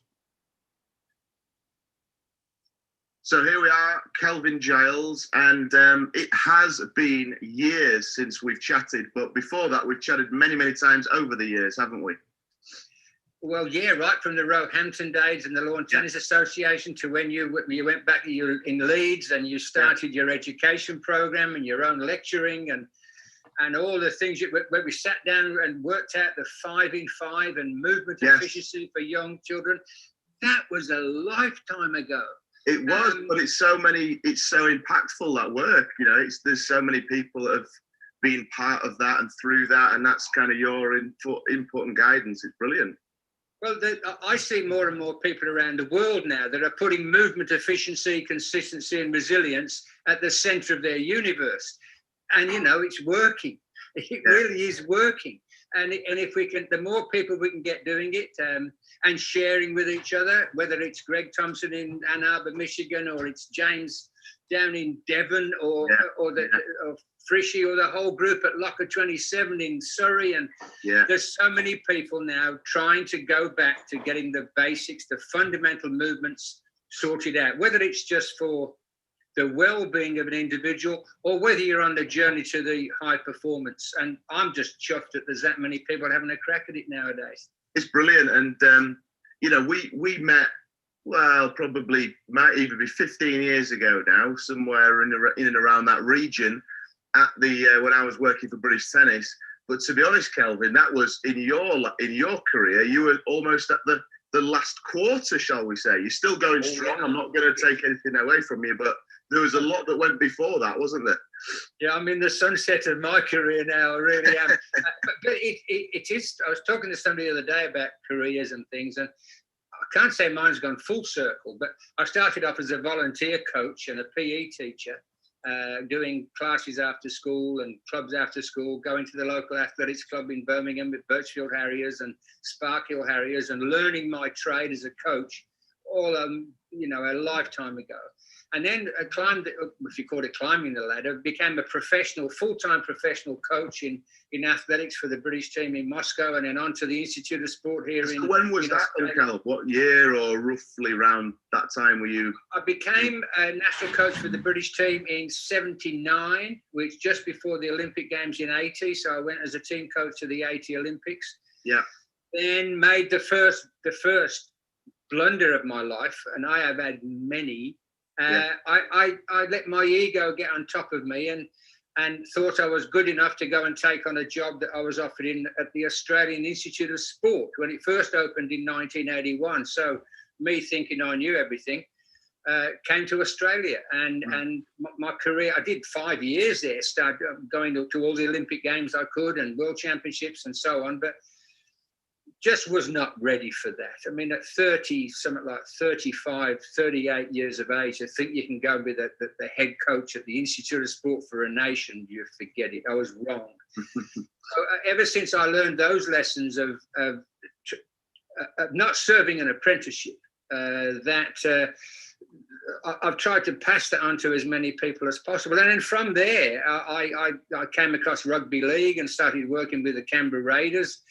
And they got to finals and won championships. And then I got headhunted by the Brisbane Broncos, a new team that came in 1989. And I moved and joined Wayne Bennett there for 6 years. And as a performance director, isn't that a lovely title? I just tried to, the performance director is to try and manage strength and conditioning, coaching, sports medicine and sports science. And I was pretty clumsy at doing it, but it worked for us. They became one of the best and well-known teams for performance. Yeah. And when I was talking about going full circle, while I was doing my work with rugby league and professional soccer and all the rest of it, I was still coaching my athletes as a volunteer, a coach again. So if you look at where I am today, I'm now a volunteer coach, like 99% of the population out there. And I'm dealing with 12-year-olds and 13-year-olds again that I'd done 50 years ago when I first started teaching. And I'm telling you, Bren, they're finding me out as a coach. I mean, I've done all that Olympic stuff and got 14 Olympians and all that stuff and championship football teams. But I tell you what, if you really want to test out whether you can coach or not, go and coach an early teenager. Go and try it. And it has found me out extraordinarily. I've had to learn and relearn every single day in the last 4 or 5 years while I've been dealing with the 12-year-old. So there's my career, full circle from volunteer coach all the way back to being a volunteer coach. I love that. It's so pure, that, because you're right. Like I see that. I even see that in your posts that you write when you're sharing your learnings. It could be somebody in their 30s, 40s, but it's you back in the trenches, having gone full circle, and there's a purity about that, isn't there? Well, people ask me why I still do it, and I go, well, I don't know how to do. I don't know how to do anything else, to be honest. Yeah, you're a coach, really. But every day is a brand new adventure. Like I was with the young lady, one of the young ladies I'm working with now. She's just finished her athletics season as a 12-year-old at school, and now here in Australia, she's now the summer season. So she's now moved on to swimming. Okay. And that's trying to follow that basic thing of trying to get them a multi-sport background. Don't start specialising early. So she has to learn her skills in swimming and learn her skills in athletics. And in athletics, she does running and jumping and throwing. And I just have to wait now for this young person to start making their own decisions and their choices on where their heart's going to take them. My job is to try and give them the tools to make the right decision. And I've had to learn so much about learning. I talk about learning situations, about explicit to implicit learning, and about all this stuff that I write about. But I tell you what, trying to do it every day, it makes me realize that our coach education, our coach development processes are so terrible, because we never get enough of how to coach, how to teach, how to feedback, how to create a learning environment every minute of the day.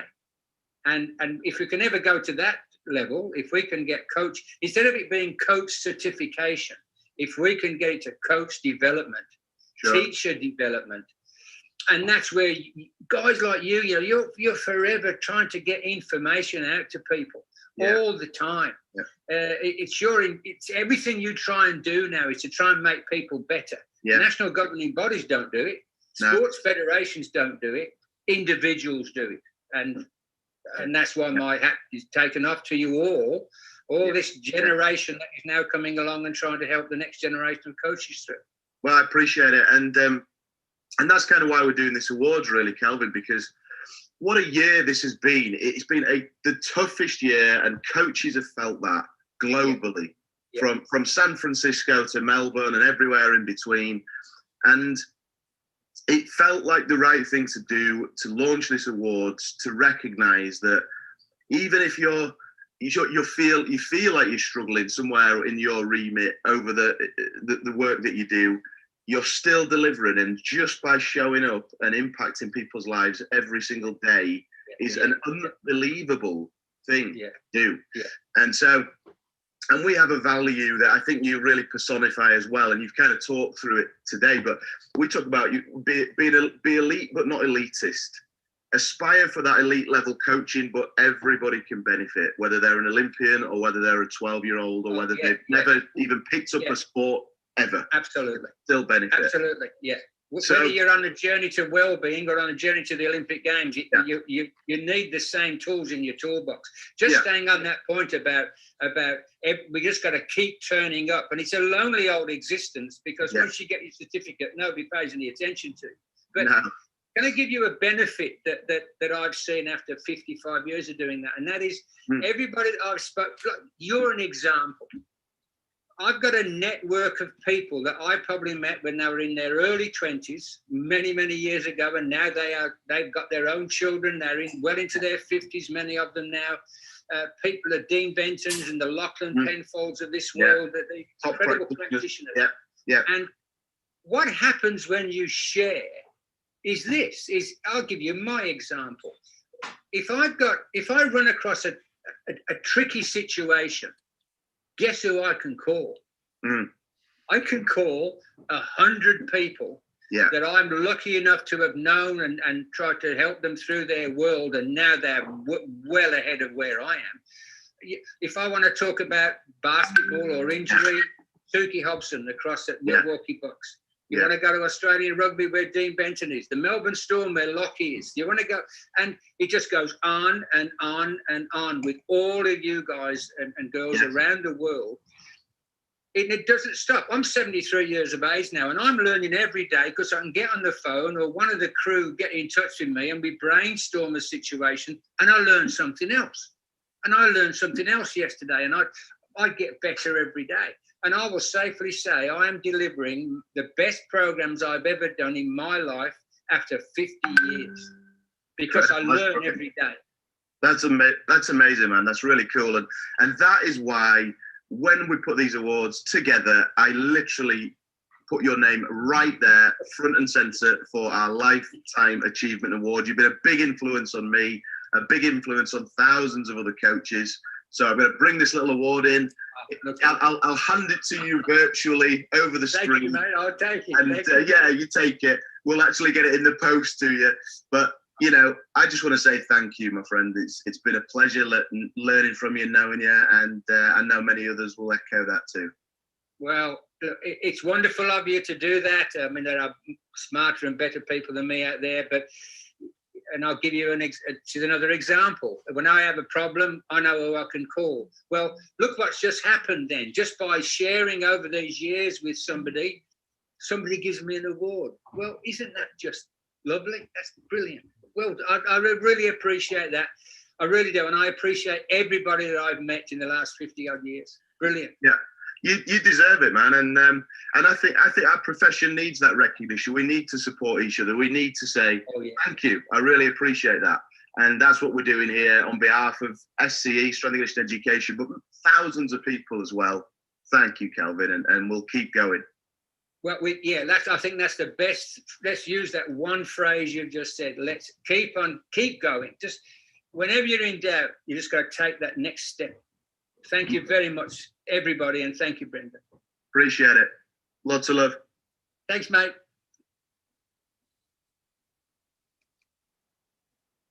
There you go, guys. Kelvin Giles in the house. What a cool guy. How cool is Kelvin? And the guy is still coaching every day, learning every day in his 70s. How cool is that? Just give a little bit of love to Kelvin, give us a bit of a reaction, give us a bit of feedback.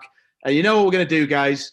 We're going to change a little bit of the pace of the evening, because I was getting emotional then as well, re-listening to that. I listened to him this morning, so I can't break down on you. So I'm going to make it a bit of a tune together now, and let's see what we can put in the house here before we crack on. Oh dear, isn't it funny how these things affect you? Pure mic drop, that, mate. My absolute mic drop. That's a personification of a coach right there. Do you know? If we need to inspire to be anybody, that is him. Have a dance, guys, on Kelvin. Your heartbeat. Come on, Ray. Come on. I love you. You'll never know when the daylight comes. Yes, here we go. So cold. You know, I'm too afraid of my heart to let you go. I knew I should have been a DJ. Come on, Dane, get those biceps going. Steve Gordon, get a kettlebell overhead. Come on, guys. I'll have to use the other one, mate. Let's go.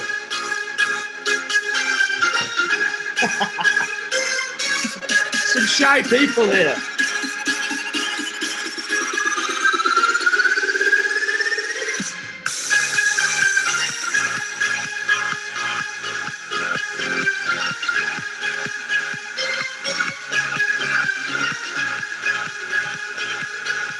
I'm Hayden. Yes. Woo. Oh dear, that was cool. I love that. I love that. So let's get back on with it. We've changed state. We've recognized Kelvin. He's a legend. And we're going to get on with the next award. And actually, this is quite a special award as well. We're going to go with an International Coach of the Year. And do you know what? We had some fantastic applications for this award. We had Craig Riley, we had Inigo Majika, somebody who's done amazing work on peaking and tapering, and special mentions for those guys. There's my colleague and friend Nick Ward over in the States, who's doing great things as well. But we didn't really we couldn't go anywhere else other than the person that won this award. And I'm delighted to say that they're going to join me live from the US of A this evening, or in the morning in their time. And the winner of the International Coach of the Year award is none other than Ron McKeefrey. I am delighted to present this award to you, my friend. Ron, are you there? I am, man. Thanks so much. What an incredible honor. And Brendan, man, I can't say enough about you and the company and the things that you guys do, and just really, really special moments. So thank you for that.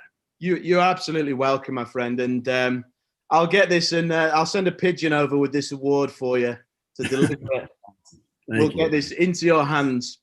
Fantastic. But the beautiful thing about this, everybody, is that, you know, Ron is, again, in the trenches. He's a coach. And right now, you're coaching today. You're on game day. Is that right? You basically got an opportunity to speak to us today, which is super cool. Only in COVID times can I be in Las Vegas, Nevada, playing New Mexico in an alternative stadium here. So, yeah, we're game day here in about 7 hours. So it's about to go time. Yeah. So the reason I really just had to kind of give you this award, my friend, is that, yes, it's 2020 and it is about 2020, but it's not because you've done decades worth of contributions internationally. You're a coach, but you're a mentor. You're a personal friend of mine. I spoke at your stuff. You've spoken at mine.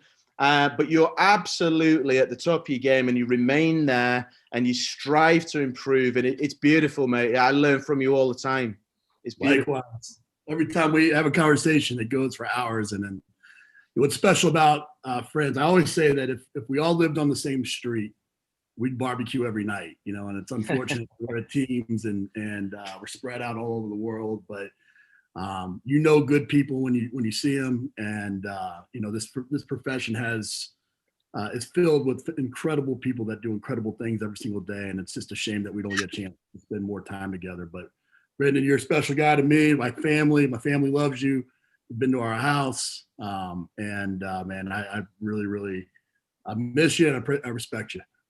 Likewise, mate. And just give us some insights into your 2020, because you are somebody that delivers all the time, but I know this has challenged you. I know this has been difficult, not just for you, but for the athletes you serve.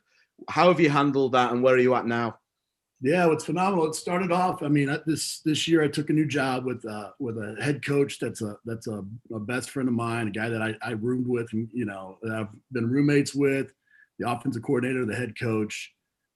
As most of you know, I was working with Play, running as the vice president of performance and education, and so traveling the world and working with different teams around the world and putting on educational initiatives, and loved every minute of it. Was completely fulfilled on the entrepreneurial side. Spent all of my career in either major college football or professional football here in the States. And my kids are, we adopted all four of our kids, 3 from the Ukraine and 1 from Honduras, and that the last one graduated high school, and so we've got all 4 in college or out of college now, and we are an international home, and but it was an opportunity to get back coaching with friends, and my wife and I to have a different challenge and move to a different part of the world, which I think is important. And so it started off with a bang, had a great off season, and then COVID hit, and our players went home for 4 months, and so again, I think sometimes as strength coaches or coaches in general, you have to, you're not really, anybody can do it in the best of environments. Anybody can do it when you got athletes that want to train or right in front of you, or you have all the best equipment. We have a phenomenal weight room where we're at, but you take all that stuff away, that's when the rubber meets the road, and that's when you find out what you're made of, and so getting all that taken away and having to still prepare a team, not knowing if there was competition or not, and do that day in and day out, presented a unique challenge. And I think one that, I said that, I told our team, the first day this happened, that opportunities are often disguised as challenges, and we all have an opportunity here to develop ourselves as coaches. It's of course not the way we want to do it. But, having gone through this for the last 6-8 months, yeah, we can do a little bit of reflection and figure out whether or not did we get better or get worse as a coach, and hopefully we all got better. Yeah. Very well put. And you and I talk a lot about the kind of, you wrote a book, CEO Strength Coach, recommend everybody checks that out, but the value of the network, the value of connecting with people and nurturing and giving value. Just share your thoughts on that, because that is you, and you're an elite coach, absolutely, but you also have an elite network too. Yeah, early in my career, I was a young strength coach. I was 21 years old at the time and became a head strength coach in NFL Europe. And for the first time in my life, I'd spent time outside of the country and within Berlin, Germany, and working with a team, and taught me. It just expanded my what I thought was possible, just in that one opportunity, and so ever since then, being in just the 4 walls of a weight room always felt restrictive in a lot of ways. And so, and I also became a head strength coach, in here in the States at 23 years old, and I was forced almost by, I had to reach out to learn. I didn't have mentors to really teach me a lot of the things that you know, a lot of times you would learn, you know, being a young coach in the profession, just being underneath somebody. So the network piece of it was huge for me to be able to reach out and learn from the greats. And one of the things that I learned from them is that, you know, to be a great strength coach, you know, you had to be a great technician. You had to be a phenomenal coach, right? But that was just a piece of the pie, right? Then you had to be a phenomenal manager. You had to be able to manage time, people, and resources. People being the hardest part. And then you had to be an entrepreneur. You had to be forward thinking. You had to be constantly sharpening the sword. You had to be developing coaches. You had to be able to put yourself out there and brand yourself a little bit.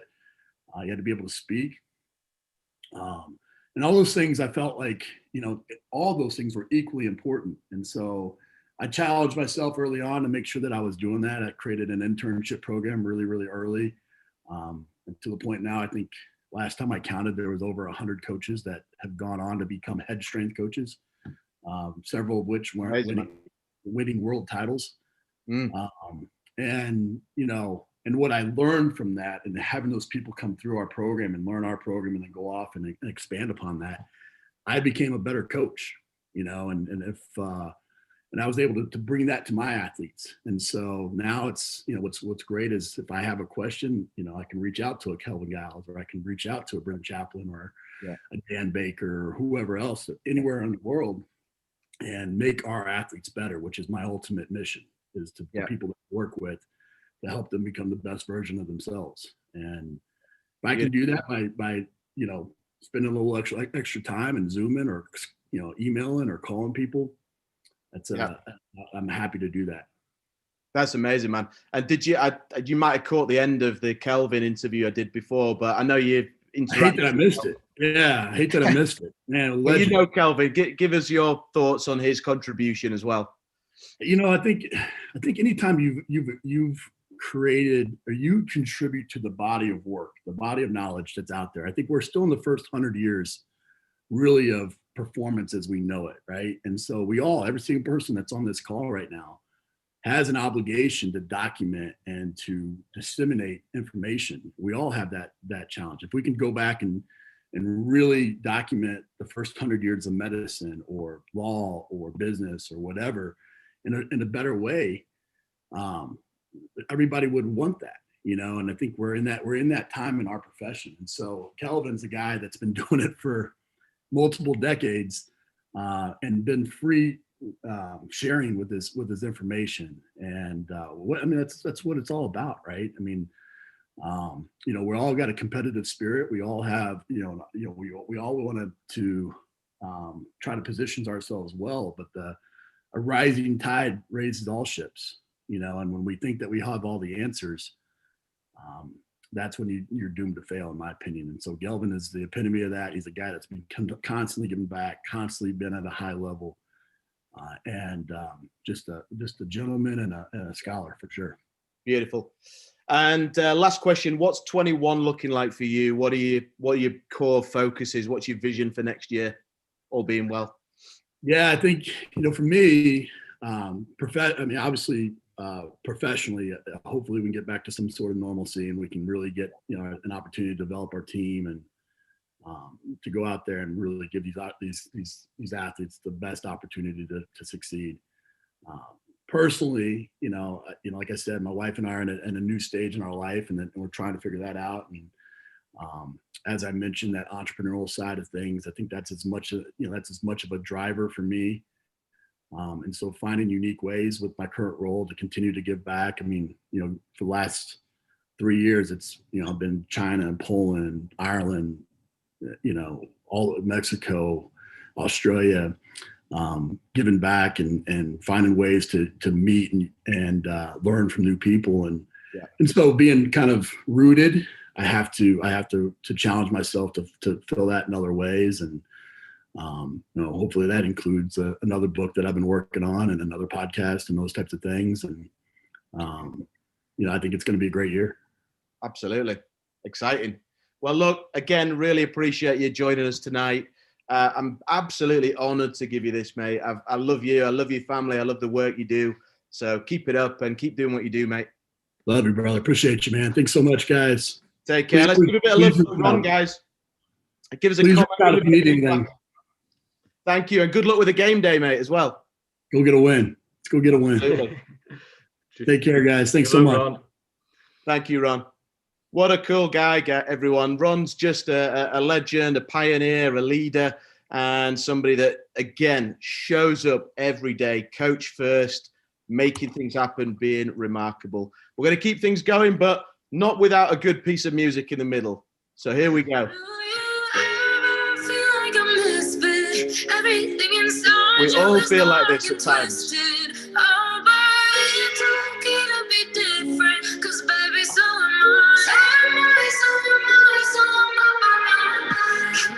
Whispers all across the room. You feel their eyes all over you like cheap perfume. You're beautiful, but misunderstood. So why you trying to be just like the neighborhood? I can see you, I know what you're feeling. So let me tell you about my little secret. Go on, everyone, let's go. Crazy underneath. Gotta go. We're not there yet. You can't fall asleep.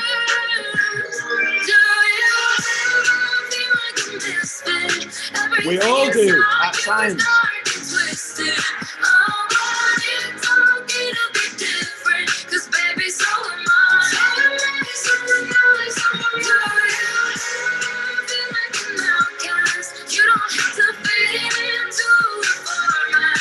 I feel like a misfit dancing on my own.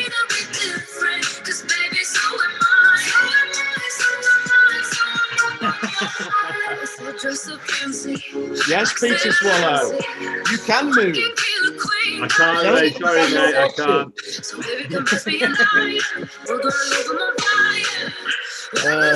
Beautiful, beautiful. How cool is Ron, everyone? That's great, isn't it? You're a big Ron fan as well, Steve, aren't you? Yeah. I recommend his book whenever I get the chance. He's just such a great guy, and he's even like that in real life as well. He's not like, there's nothing false there. Like, what you see is what you get, and I think that's always is great to know. You know, he's just a genuine bloke right the way through, and whether he's in person, whether he's writing in his books, on his podcasts, or doing videos, he is just 100% speaks from the heart and wants to help everyone he can. So just a legend of a bloke. Yeah, I totally agree. And I just want to tackle a few of these crazy comments. Is that my wife's music? Jonathan, do you know what? Believe it or not, my wife would be horrified. She's like, "Oh my, no, this is my music. I'm unashamedly a fan of all of this." And Ray, how dare you ask Steve to mute me? That's just simply not cricket, my friend. So yeah, check out Ron's book, CEO Strength Coach, and you'll enjoy reading that. So let's move on. We've got some great awards still to come, and we're moving into the final part of the evening now. So the next award that we're going to do, we're just closing off the technical component of the evening, and the next award is the Youth Strength and Conditioning Coach Award. And you know, we've always championed youth strength and conditioning, youth health and well-being.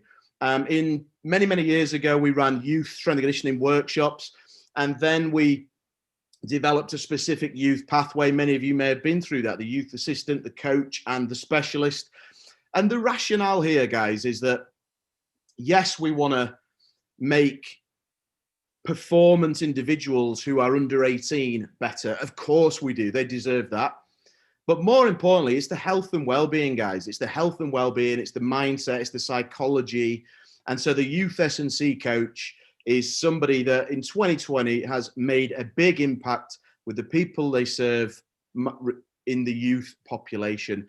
And I have to say, we got a number of applications that were just simply outstanding. We really did. And to recognize everybody would be impossible because so many people are doing great work. But when we sort of filtered them all down, we got to a fantastic list of people. The Youth S&C Coach nominees are Michael Harvey, Craig Riley, Ben Haining, and Chris Winham. And you know what? Honestly, they could have been 2-3 times that list. So let's find out where we are with it. So here is the award. The Youth S&C Coach Award goes to, drum roll, please. The Youth S&C Coach of 2020 is Ben Haining. Well done, Ben. And if you're with us this evening, Ben, join us for a little celebration. Congratulations. Hello, mate. Can you hear me? I can hear you, yeah. How you doing? Great. What a great evening. Brilliant. I was so chuffed. Oh, thank you. And so chuffed to hear those two legends here speak earlier. Brilliant. Yeah, brilliant. And well done to you, my friend. You really deserve it. You deserve this for many, many years. But this year has been particularly challenging, but you've absolutely nailed it. You've doubled down. I remember chatting to Ben earlier on this year, everyone, maybe right at the start of lockdown, April, and he was going right into a medium Zoom sort of coaching that he's not necessarily au fait with, not as comfortable with, to deliver his program, to serve those young people.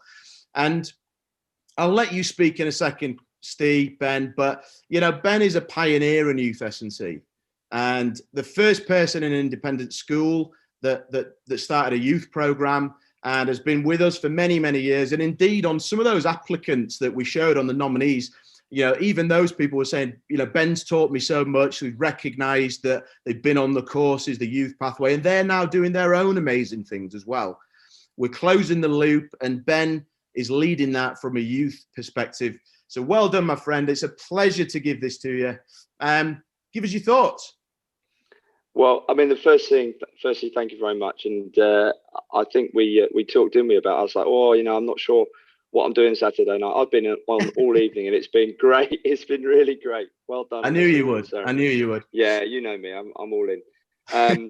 Just a couple of things I'd share for everybody is, firstly, I started the idea of doing a strength conditioning full-time program with young athletes. I think probably the first program in the country, because Kelvin Giles called me out. He said, I was working at the LTA, I wasn't happy. He's like, what do you want to do? And I sort of shared an idea, and he said, well, why don't you go and do it? So that was sort of 2008, and then 2009 we got started. So this year's been an emotional one. To start off with, I got blessed with a slightly a decent name for developing my online support my athletes lockdown Haining training. So I got a bit lucky there. So we set that up, and that was good because it took me a while to work out how to turn the computer monitor on initially. So we did all of that, and we looked after the people that I work with, about 600-700 people in the community here that wanted to tap into that stuff. And then when we started again, obviously in COVID, it was pretty stressful.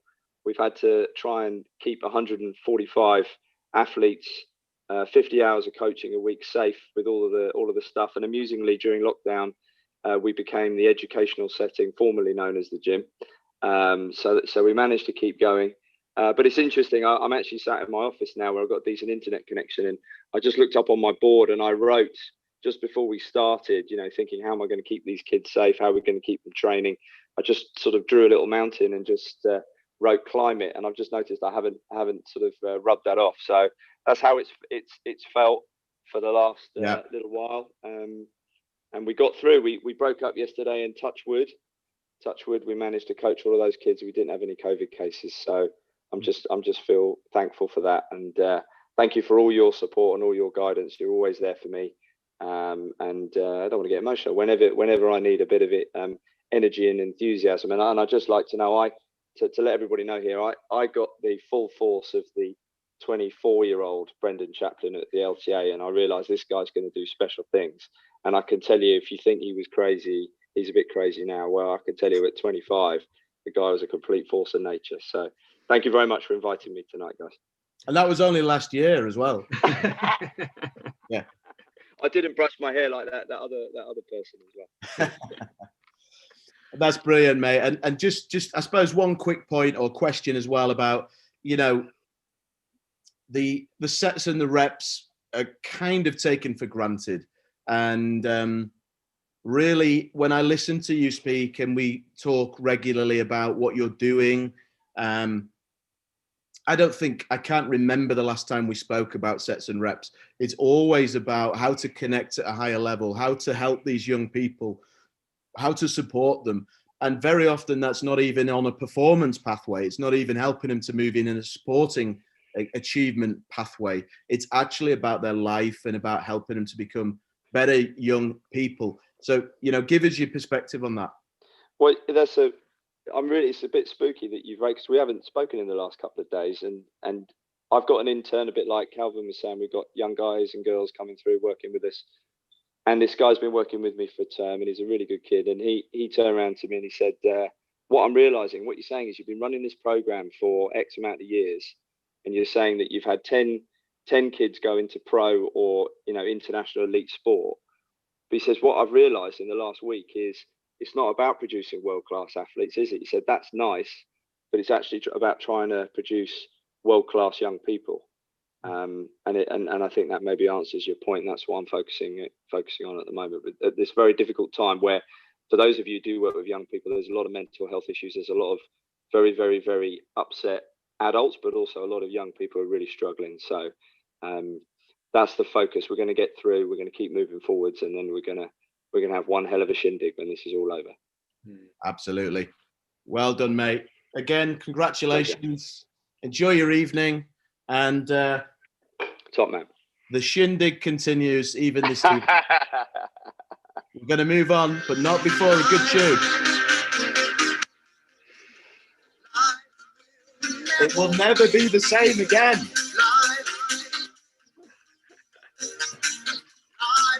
Never.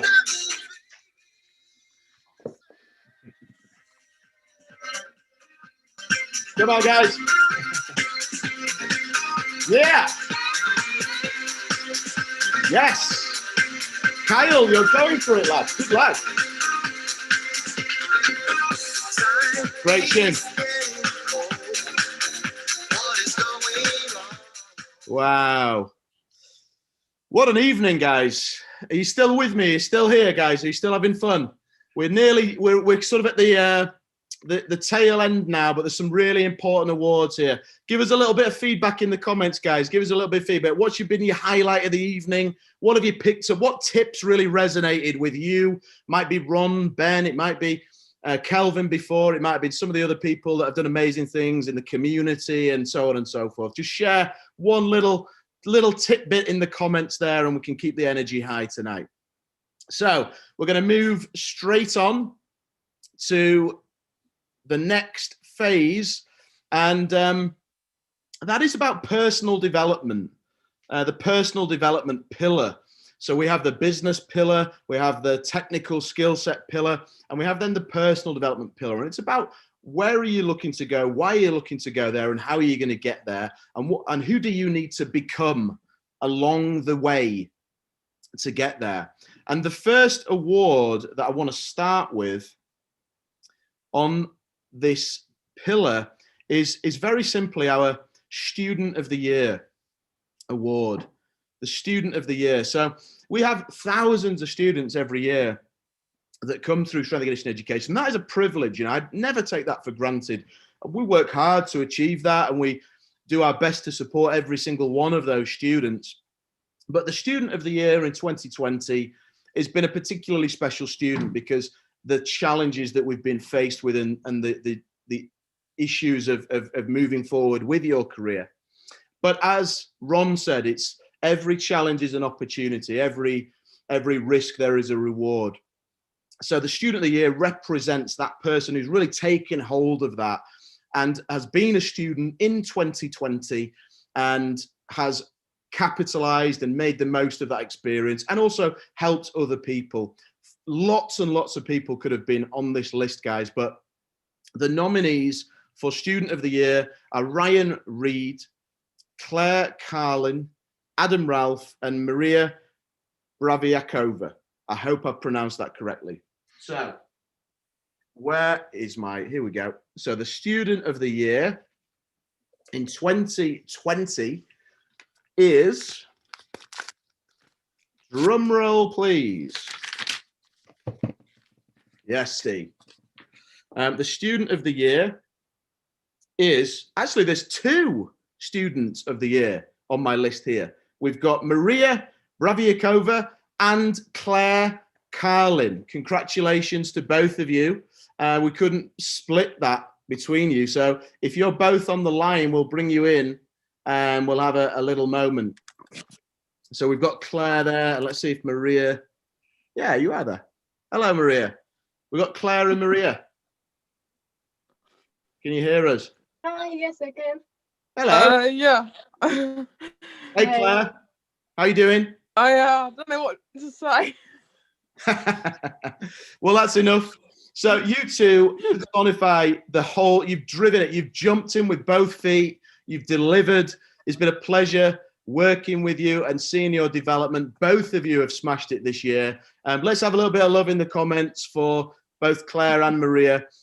Steve, you can chip in as well. Why don't you say a word or two about both of these experts in S&C who've smashed it? These two are just I don't know what to say, because they're just absolutely amazing people. You know, they've both had their individual challenges and ups and downs, but they just keep on going forward. And Claire, I mean, I just get tired following her training plans. You know, she puts me to shame with the amount of training she's doing. It's just incredible. But that just shows her dedication, and she shows the journey she's been on from a few years ago, and a transformation, not just physically, but as a person. The way she's grown has just been incredible, absolutely fantastic to see.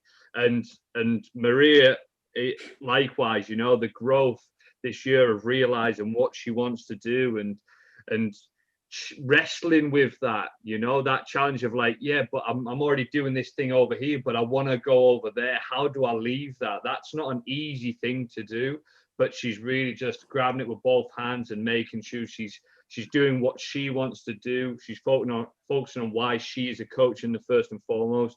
And they're just both incredible people, and I'm very, very privileged and lucky to know both of them and class them as part of my network that I can reach out to if I ever need anything. So, ladies, this is well deserved, and once again, a round of applause for you guys.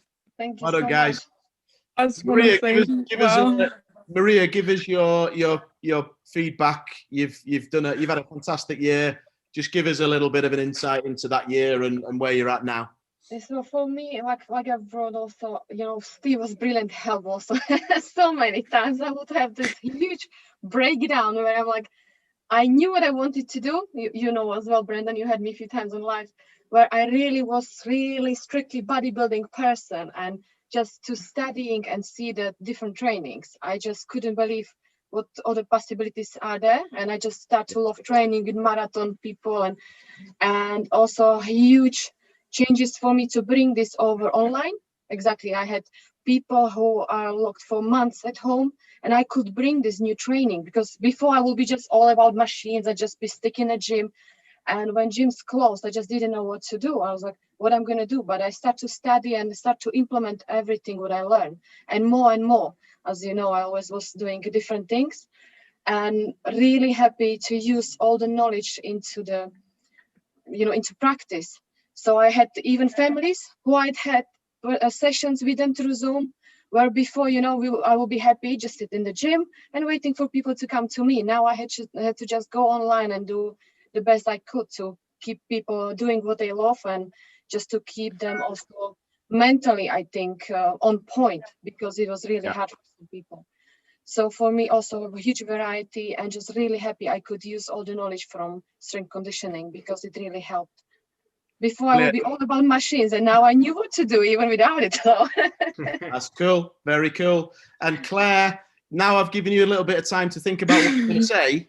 You know, I did that tactically. Give us your feedback, how you feeling, and you know, just well done as well from me. I just need to say that to both of you guys. It's been a pleasure working with you in senior development this year. So Claire, go for it. thank you. I'm very everyone would laugh at me that I can't say it, that I didn't know what to say. I'm just shocked. Yeah, like today's been incredible. I did a Olympic duathlon earlier, which was, I absolutely smashed it in my own. Like, we weren't expecting the results that came out, and we were in the gym last night till really, really late coaching, and I was like, it was just such a joy, and just to see all our guys so happy back and running next biggest leads, of course, and just seeing the success from there and all the S&C stuff coming into PT sessions. It's just been incredible. But the support and the network, we've just been so blessed. I mean, I think you can think of your wildest dream, and what's happened, it's gone way beyond what's possible. I was speaking to my my own coach earlier and saying, like, with everything going, you know, we were locked down in the gym and all of that, but it's just so like good to be back, and lots of online teaching and stuff, and lots just throw myself out my comfort zone so much this year. But I've been given so much support, and I'm just so grateful. You're very welcome. You're very welcome, and it's very deserved. Both of you guys. Thank you so much. A privilege to give you these awards. So keep up the good work. Keep doing what you're doing, and remember, this is the beginning, guys. You are absolutely at the start. So let's keep this momentum going. That's what it's all about. All right, let's keep things moving. So I know we promised you a night of positivity. Has this been a positive evening, guys? At the end of 2020, has this been a positive evening? Give me a little bit of feedback on that. And we're going to move into the last few awards of the evening. So my first kiss from the dog, not from my husband. He doesn't know it yet. So we've got, let me have a look now. One, two, there's 3 awards to go. So 3 special awards. So the next award is in the personal development area, and very much represents the person who has had what I would describe as the biggest personal breakthrough of this year. It doesn't matter. Remember, guys, we're all on this journey. It doesn't matter if you're working with elite athletes, working with novice athletes, working with no athletes, working with no clients. You have absolutely got the control, and you can shape exactly where you want to go. And nobody should ever be able to talk you out of that. And the Personal Development Award represents the person who has fundamentally embraced that, has thrown themselves in, has probably really, really struggled at times, but has come through and is continuing to push forward. And once again, I have to say that the strength and depth for this, and there's many, many amazing people in our network that is a privilege for me to be a part of, and I'm sure all of our coaches and tutors too. But the Personal Development Award nominees are Heather Evull, Angela Burton, Claire Carlin, and Jill Fairburn. All 4 of you, and many, many more, have done amazing things personally this year.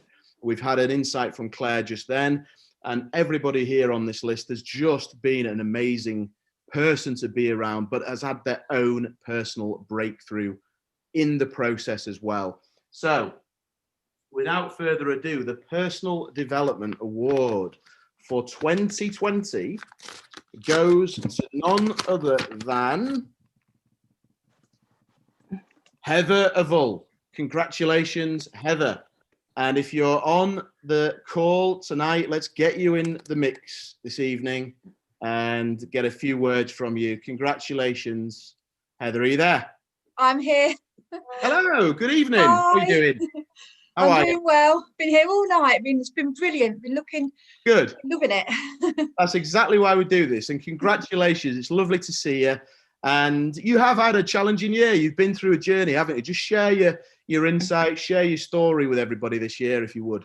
Well, it was in lockdown. I didn't do a lot at the beginning, and getting over from injuries last year. And then you keep coming up in my news feed. So I thought I'd go on this webinar thing and I'd watch it. And I was the first one on there. And I can remember coming up on your screen, and you was talking about your groups on Facebook, and I was talking about my fitness group, and you said go and make it and go and be consistent. So I did all of that, and then the ECM came about, and that was the best thing I did. And meeting all the people that were on there as well, mentor from Steve, but also all the other guys that were on there, and even now we're still with the second cohort it's been brilliant, and making it happen. I had this idea in my head for months and months about my running, and helping other people, and dreaming that I could be a coach, and looking at other people doing it. But why can't I do that?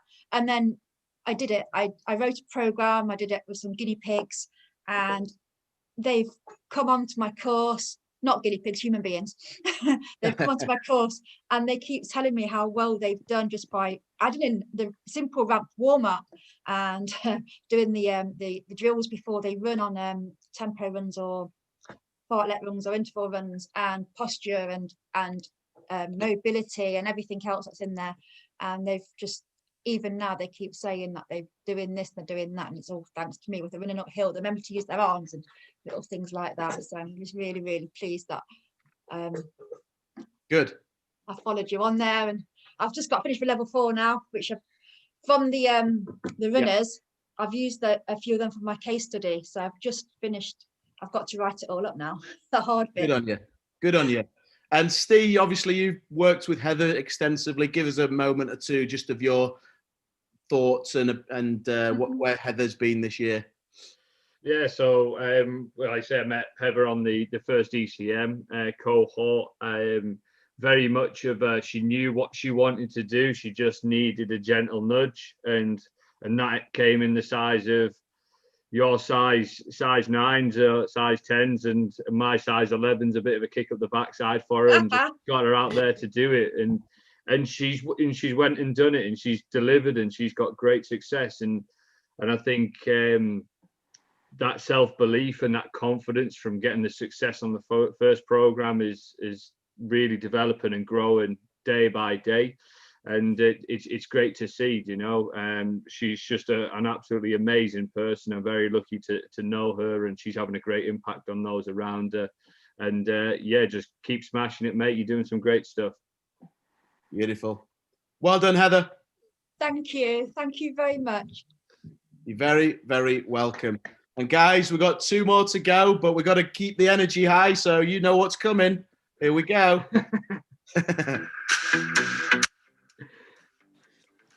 Quick break, 1 minute.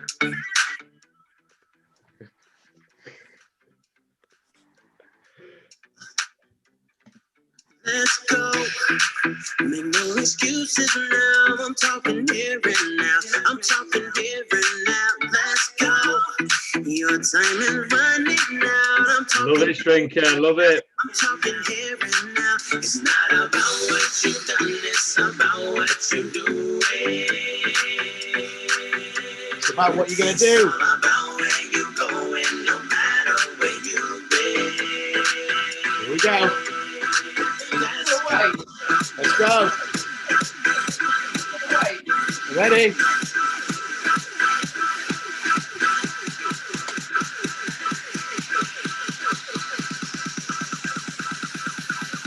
Let's go.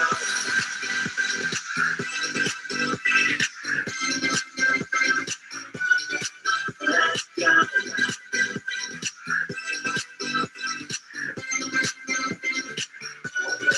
Let's go.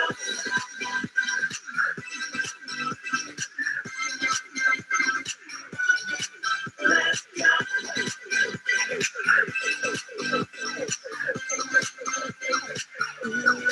Let's go.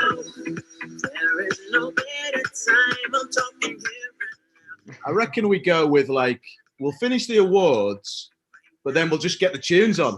What do you think? Yeah. Everybody's good till at least sort of 1 a.m. surely. Oh dear, I love these tunes. I'm on the water now. I'm back on it. I've sort of gone full circle. Okay, so welcome back. Welcome back. Okay, so next we got 3 actually. We've got 3 more awards to go, and the next award is a little bit of a different one actually, and I felt it was important to put this award in this evening because sometimes you got that wine ready, good lad. Sometimes Tim Wilson, how dare you? How dare you? I'm not having that. So sometimes you know, we have to change things. We have to keep the angles different, and we have to respond. And this award, the Purple Cow Award, represents that. And so let me just illustrate the logic behind this for a second. So imagine you're driving down the street, you're going into the country roads, and you're passing field after field after field after field. And there's lots of different cows and sheep in there. And suddenly you see a purple cow. I think unequivocally the chances of you slamming your brakes on, stopping, pointing, taking a photo, and essentially remarking about this purple cow is pretty damn high. And the Purple Cow Award represents the person that has done something like that, has done something different, has done something that just deserves some recognition. It might be that they've come from adversity. It might be that they've come from they've just done something complete X factor. And the reality is we do want to recognize that. We do want to make sure that those people continue to do that, because that's when amazing things happen.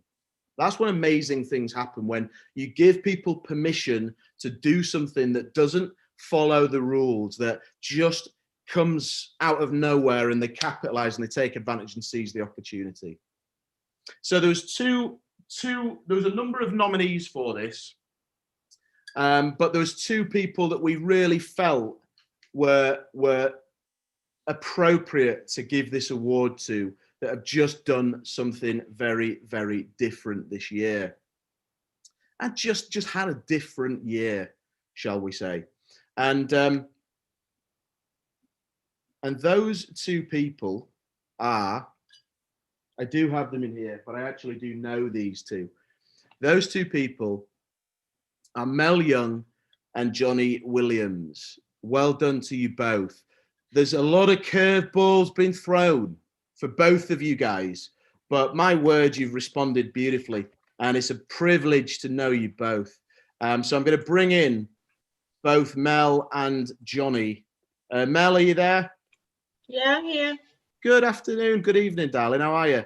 I'm good, thanks. I must admit, there's been worse things have been called than a purple cow. Well, yeah, I was thinking about how to phrase that with you, actually, but you know, let's just take it as a remarkable individual achievement as opposed to anything more than that. To be fair, Brent, there are a lot of people that like to stop in the street and take a picture of me. So, you know, there's nothing new going on here. It's all good. Sure. Yeah, you're very accustomed, aren't you? Yeah. So well done on this one, Mel. And I think what we wanted to recognize here is you've had some challenges this year, no doubt about it, but you've come through and you've got some very innovative projects underway. The TV side of things, then there's the evolution of the Amazon 24 brand. So give us your insights into your 2020 and where you're at today. Blimey. Okay, so 2020. In about 2 minutes. Yeah, how long you got? Yeah. Everyone's bedtime soon.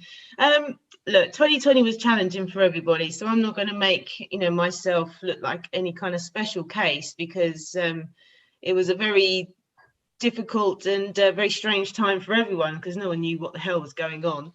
I mean, it's gone from March thinking I was going to lose everything that I'd built in 5 years and was going to lose the gym, to actually realizing I had a very loyal and amazing set of members that stuck by me. I mean, I'd never even heard of Zoom. I'd never done anything kind of online as much as what we had to do. So it was a very quick learning curve, like it was for a lot of fitness professionals, to be fair, who hadn't been very used to that kind of online content. And I'm as you know, I sort of have a bit of a 5 minutes, and then I sort of go, right, let's go, see what we can do. And my members thought it was great as well. They hadn't done online stuff, and it was something that we did as a community and we did together, which was really good.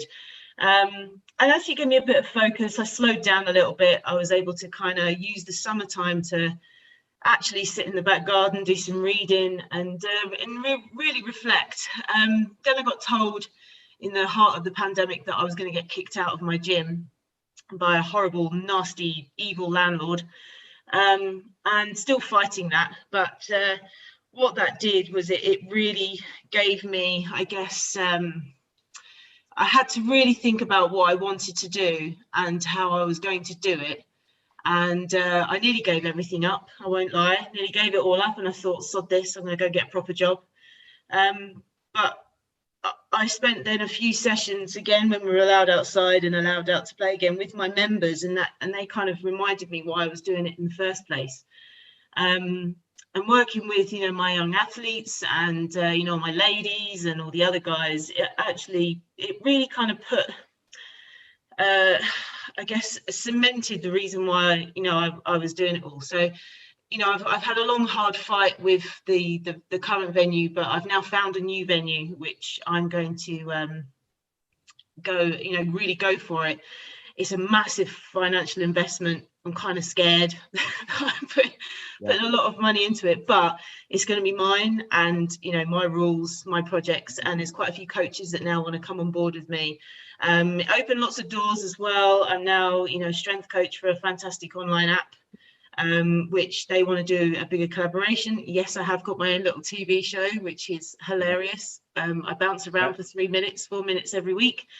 And to you know, I had 30,000 viewers the other week, which was brilliant. And I'm trying to be an advocate for, you know, a middle-aged woman that, you know, looks strong rather than having, you know, tight clothing and bouncing around with the tits and ass hanging out. You know, I just want to actually look like a good coach that actually shows you what to do. But anyway, yes, it has been challenging, but at the end of the day, resilience, as I think I'm going to change that into my middle name by Deepal. And you know, if you want it bad enough and you know that that's what you want to do, you just can't let anyone or anything stop you, even a horrible virus. And actually look at all the positives and, you know, other opportunities that come your way and adapt. My saying to everyone has been, you know, adapt and conquer, because that's life, isn't it, really? You can't have it the same all the time. You've just got to push through. And obviously, you know, going back to teach for you guys last weekend, you know, it was with a fab group of coaches, and it was just so nice to be on the shop floor again and teaching and sharing my knowledge, having a laugh, and yeah, so it's all good. It's all good. It has thrown challenges, but let me tell you that for you to give this game up is not okay. You can't do that. I'm not going to allow it. Yeah. You're too good, you're passionate, you're too driven, you offer too much, and that's why. It's as simple as that.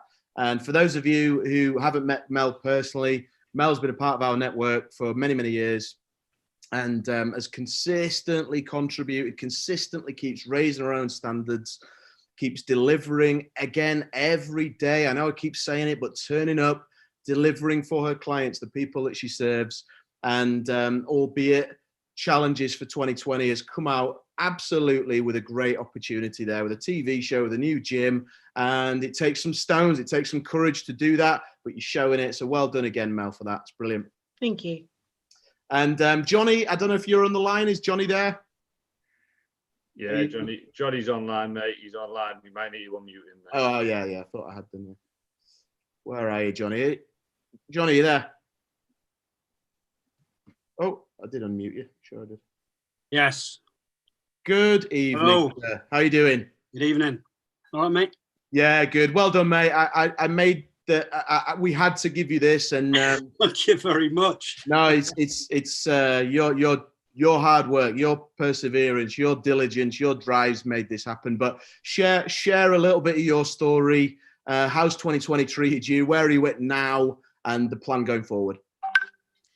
Right. Well, God, it's been a roller coaster, mate. As you know, it's been emotional, but it's. I mean, you know, I've had my fair share of life experiences, but this year has been a tester, to be honest. I mean, it started just before COVID. I kind of moved from my long-term relationship into a new location.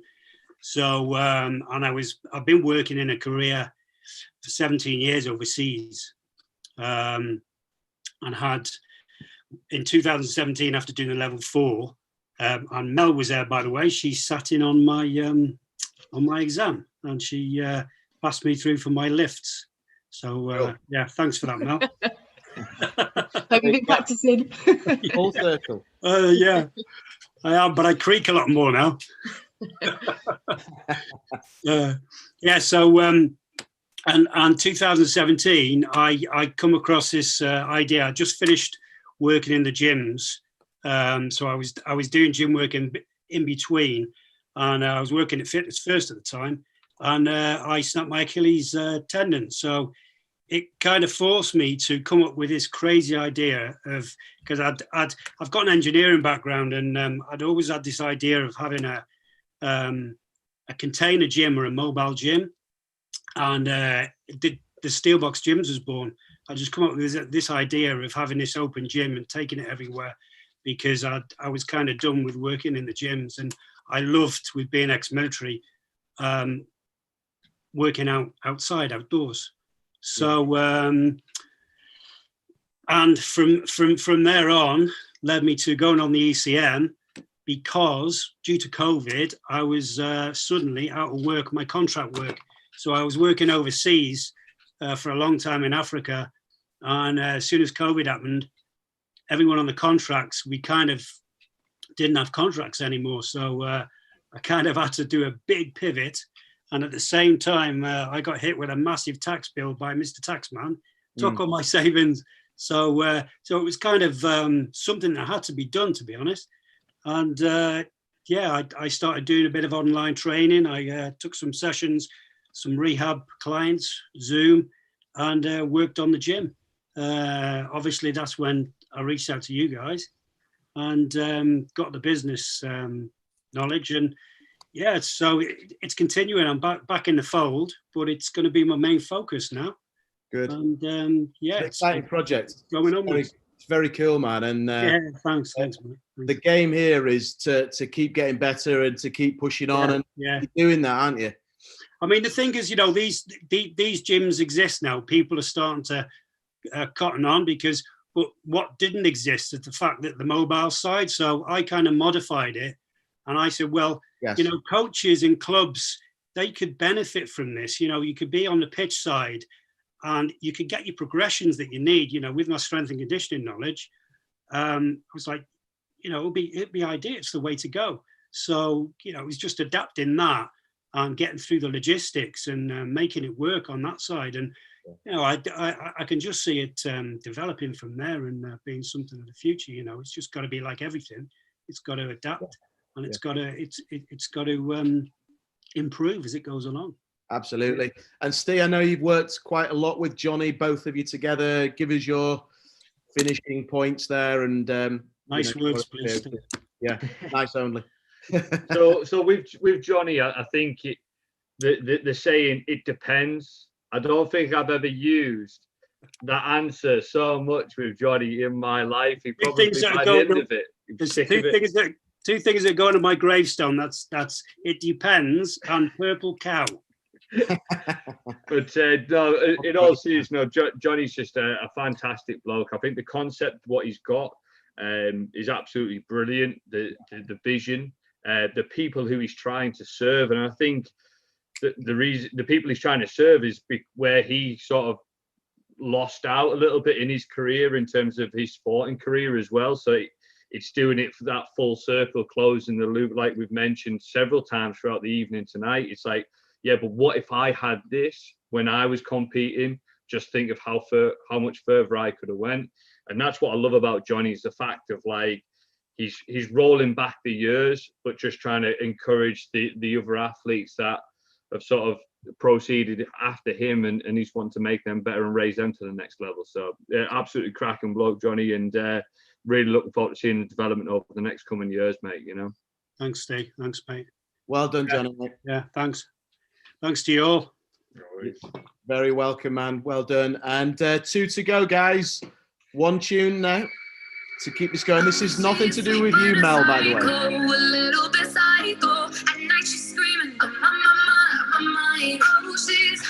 Keep that energy, guys. Gotta keep the energy. Make you curse, see you blessing, rip your shirt, then a second, with your play,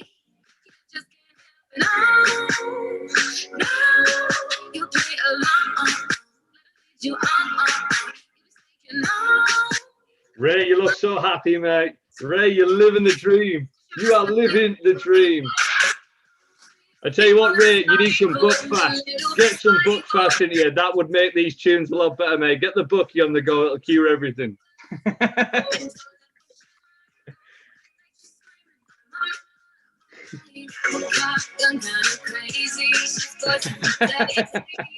There we go. We are back.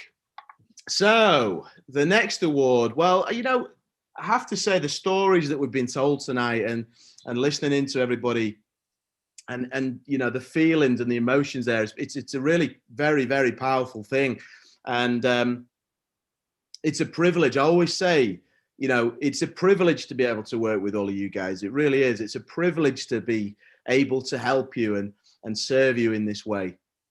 And the next award that I want to go to right away, our penultimate award for the evening is the Facing Adversity Award. And here's the thing, look, you know, it has been a tough year for many, many people, and many, many people have found it too tough, frankly. We've heard some challenging stories this evening. We've heard some people that have come through in their own way, but actually unprecedented this year, I have to say. And so when we were reading through the applications and the nominations for and the people that ultimately had told their story of adversity this year, it was very, very gut-wrenching and challenging to even pick a winner. So before I even share the nominees for this award, I just want to say that, you know, well done and congratulations and just thank you for inspiring me, for the people here that have both applied for this award, but also in our network that have had their own challenges this year. I learn from you every day. I know Steve does, and I know we all do. So the nominees for this award are, very simply, Tim Wilson, Peter Swallow, Jonathan Williams, and Kyle Vidal. And all of you, in your own way, inspirationally are nailing 2020, but have been dealt a challenging hand. So there really is no winner here as such, but the award for the Facing Adversity Award for 2020 goes to Peter Swallow. Congratulations, my friend. And if you're on the line, let's take a moment to bring you in. Okay. Peter, how are you? Yeah, a bit touched, to be honest. Yeah. There's the award. It's a privilege. It's a pleasure. It's an honor to present it to you. Just take a moment to share your 2020 with everybody on the line, if you would, if you're happy to do that, and where you're at today. Yeah. Well, my 2020 started with a bit of a bad situation. I've been married for 36 years, and I lost my wife on the 25th of February. I'm getting emotional, sorry. Don't worry, do what you can. Yeah. Honestly, I'm not putting you under any pressure. And I lost her to cancer, and she had 8 years. We retired in 2012, or took early retirement. We were in business, and we retired in 2012. And all that 8 years, it's just been more and more treatment, different treatment, etc. And she ended up with cancer in her lungs and her liver and in her hip, etc. And it was the hip that finished it, because she had a replacement hip operation, which went wrong. She had drop foot, and then she was housebound and then bedbound, and finally she passed away in February. We had the funeral on the 13th of March, and 23rd of March, we all went into lockdown, you know. And then about 5 weeks after that, my uncle lives up Eston, Middlesbrough way. He passed away. And then 4 weeks after that, my sister died. So yeah, it was a bit of a shit year. Yeah. You know, and I wanted to give myself a focus. And I went on the 5-day challenge, which I found really interesting. It gave me something to look at and go on to for that sort of week, etc. And then I signed up for the foundational SCE, and from there, speaking to Tom or whatever, I signed up for the level 4 and started that. And then the ECM came along. And to be honest, I think I'm not understating it. I think the ECM saved my bacon. Yeah, the networking, etc., the chats with everybody, getting involved on, you know, on Facebook, on the Zoom sessions, and just networking with chaps, you know, on the courses. You know, it's been absolutely incredible. So yeah, it's given me a different focus. I've started new classes. I was originally, well, for 40 odd years, I've been teaching martial arts. Been involved. I did it as a hobby, part-time. I was teaching 3 times a week, running my own club under another instructor. And when I moved up here in 2012, I opened a club at Hornsey. I was then teaching kettlebells and stuff and whatever. And I was then I got working for a chap doing boot camps, you know, etc. So I was doing about 8 or 9 sessions a week. Excuse me. But then as my wife got worse, her health got worse, I cut down my sessions. Yes. So back last year, I said that, you know, to the classes I was running at village halls and things and school halls, that I couldn't do traveling, setting up the car, unloading, loading, doing a session, etc. It was taking like 2.5 hours for 1 hour's class. You know what I mean? I couldn't leave her alone for that long. So basically I said to people, look, I've got me double garage set up as a gym. If you want to come down there and we'll run classes in there. So I was doing that. So I've done the boot camp stuff. I've done kettlebell stuff, etc. and got qualifications, and they started using my barbell stuff. And that was the reason why I went for the foundational stuff, because I've not got or hadn't got a set qualification for teaching barbell stuff, you know. And that's my story really. And from there, to be honest, I've only felt normal, if you like, this last month probably, you know what I mean? So it's been 6 or 7 months of being, I suppose, mental health or depression or whatever you want to call it. But you got to get through it, you know what I mean? Yeah. My friend, you're a shining light. The strength you've shown, it's beautiful, my friend. You know, I know we all feel that, and I get really emotional listening to you. But I just want to say thank you for that. Yeah. No, it's you guys I should be thanking. You know, seriously, Johnny and Derek and Heather and Natalie and Jill, everyone that's been on the cohorts. You know, even the new cohorts. You know, we're all supporting each other, and that's what really helps. You know what I mean? Absolutely. Really helps. I cannot wait to see where you go in 2021. I'm really excited for you. I want to follow that. I really want to contribute as best I can. I'm just excited for you, mate. I've already got a couple of lady rugby players, local rugby players, that want to come and work with me in the gym 1-to-1. So it's looking as if things could. I mean, Derek's been pushing me as far as doing one-to-one stuff rather than group stuff, because that's obviously from the martial arts basis, you know what I mean? Yes. I'm really looking forward to next year. Yeah, I am. Absolutely, mate. Absolutely. Well, look, again, massive congratulations. No, thank you. Challenges that you've faced, you deserve this. But just for being the strength you've shown, the character you've shown, well done. Well done. Thank you very much. Well done, Thank mate. you to everybody. Well Good done. work. My word, that's a fantastic person. Okay, so we got one more award, guys, to go. One more award. And we need some music, don't we? Let's be honest. Brighten us up. Cheer us up. Bit of AC/DC for you. Oh, yes, definitely. What's going to happen? You like this one, Peter? Yeah, definitely. I want to see you rocking, man. Let's go, guys.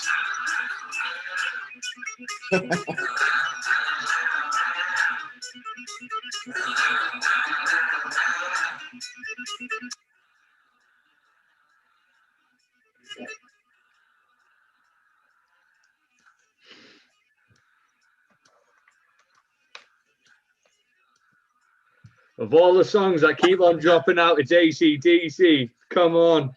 Come on. Nobody can take the mickey out of this song.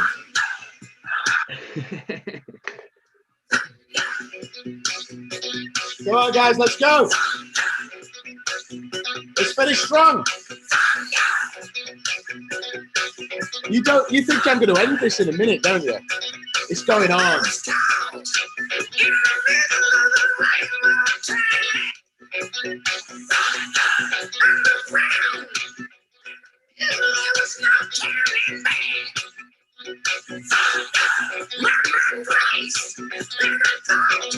Yes, Kyle. Yes, Mel Young. Yes, Maria.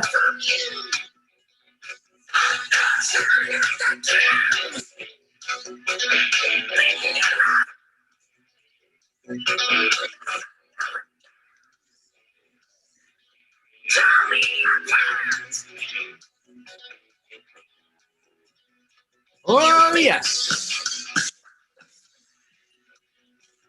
Here we go.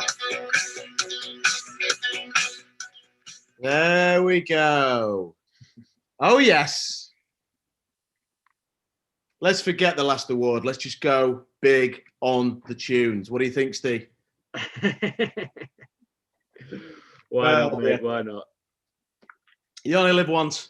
Exactly. Okie doke, guys. So, the last award for the evening. What an evening this has been, and what an amount of awards we've done this evening. The last award for the evening, very simply, is the Coach's Coach Award. And it's a really important one because it closes the loop. This is what we're about here. Coaching coaches since 2010. Actually, coaching coaches since the year 2000, frankly, when I first started. But now the coaches that we've trained are now the new coaches, the new mentors, and they're doing amazing things. And so are many other people as well. So this is a really special award for us as a business because it ultimately is the essence of SCE, the essence of what we do. And to be honest, there's many people that we could award this to. And we did actually have a lot of applicants as well for this award, internationally as well. We had a lot of people come forward for this award. But I just want to be really grassroots here with this award. And I think that you'll all support me on this because I actually want to award it to Steve. Wow. And I want to award it to Steve for the contribution that he's made this year and in general, not just this year, but since 2015, you've been part of our programs. You've been a big part of our programs, and you personify the values that we have at SCE, and you've doubled down this year. So give Steve some love, please, everyone. Give Steve some love. Give Steve some love in the comments.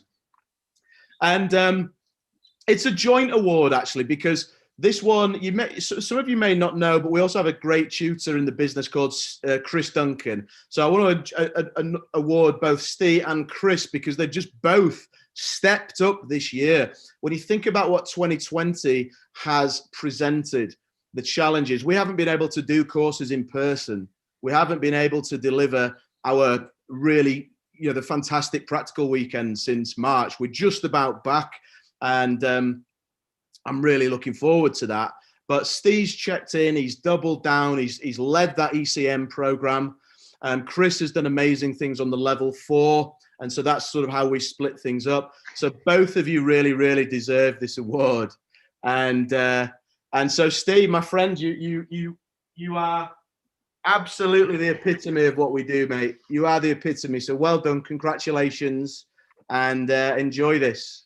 Thank you very much, mate. Give us your thoughts, mate. Mate, I don't really know what to say. I think my journey comes back from various coaches having a profound impact on my life. It comes back to the first coach who put me on the straight and narrow and showed me a better way in life, Mr. Paul Pearson, and I know you know him, Brenton. And then back down into 2015, mate, when I first met yourself and some other great coaches at Yorkshire County Cricket Club, and showed me again there's another level to this, and showed me that how to raise that glass ceiling that I'd placed on myself. So for me, just to give back and give the support to other coaches like they've helped me and had such an impact on me is an absolute privilege and an honor. So I've got to thank you for that, mate. But yeah, I don't really know what else to say apart from thanks very much, guys, and much love to you all, because the support there and the messages is overwhelming. So thanks very much. I think you've made a big impact on a lot of people this year, mate, and you've worked hard to do that. And it isn't easy, is it? And it can be a thankless task, but you know, you deserve it, mate. Yeah, cheers, mate. Much appreciated, pal. Much appreciated.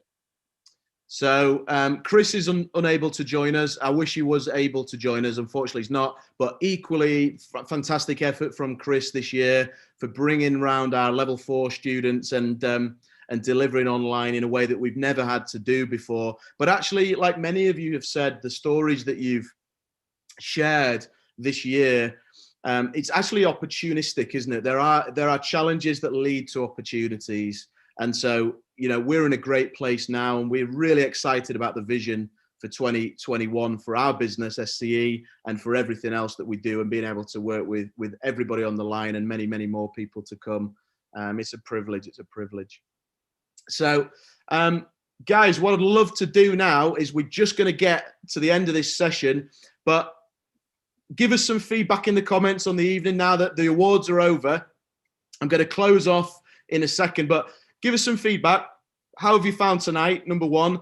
And then just share, you know, one or two or a sentence of positivity that's really resonated with you from tonight. Who's inspired you the most tonight? It might have been Kelvin. It might have been Victoria earlier on. It might have been Steve at the end. It might have been Ben Haining. It could have been one of the nominees, one of the people that's really got into your, just touched you this evening. Let's just share that positivity, guys, off the back of this, because at the end of the day, we're closing in at the end of 2020, but actually it's the beginning, isn't it? We are going to absolutely smash 2021. We will make that happen next year. We will make 2021 bigger and better and evolve from there. And it's absolutely in each of ours control to make that happen. It really, really is. So as you always know, you're guaranteed to get it from me. It's let's get in the mix in 2020. Let's make 2020 happen. Let's absolutely own the year of 2020. And for all of you who were nominated or even applied but didn't quite make the shortlist, I really appreciate your applications, and I really appreciate you being a part of what we do. It's a real privilege to have you in our network.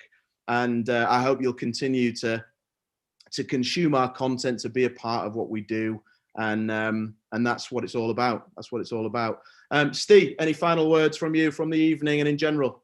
I just want to say this evening's been absolutely amazing. I wasn't quite sure what to expect. You know, these Zoom things are always weird and wonderful, but yeah, what a powerful evening. Some absolutely amazing people winning awards and sharing their stories and stuff. And I think the diversity of this evening, of the people that have been sharing their stories, is absolutely incredible. You know, it's absolutely incredible industry to be part of. So just keep smashing it, guys. Keep pushing forward. It's not an easy industry, but it's one that's well worth it. So just keep pushing on, and much love to you all. Yeah, brilliant. Well said. Well said. And guys, what I'd like you to do now is grab a drink. We're going to put some tunes on. I've been ridiculed for my music tastes all evening, so I'm going to turn the tables. I know that this one will go down well with at least one person, but I think it will go down well with more of you. We're going to finish strong. We're going to listen to a few tunes, and my words to you guys is make 2021 your year. Absolutely own 2021. I'll be there to be a part of that. I'll help you as best I can, but I know that you're equipped. I know you can do it, and you will do it. So here we go.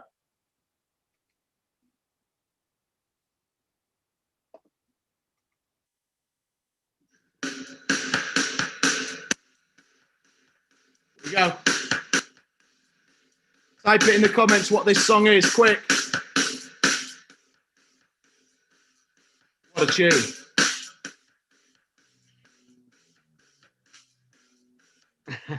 Love this tune.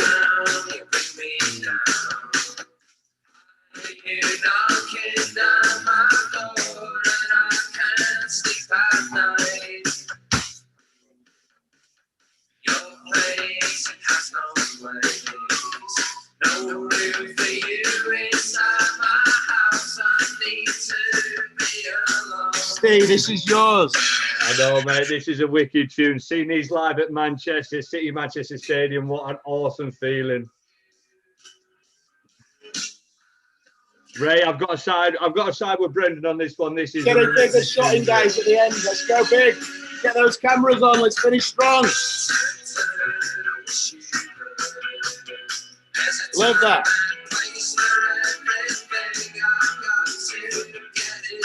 Make it happen, guys.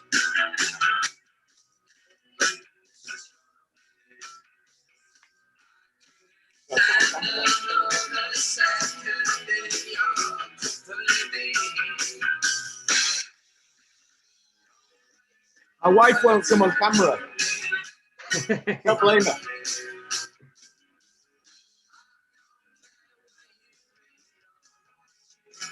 Best song of the evening. This is no way near as good as Christina Aguilera.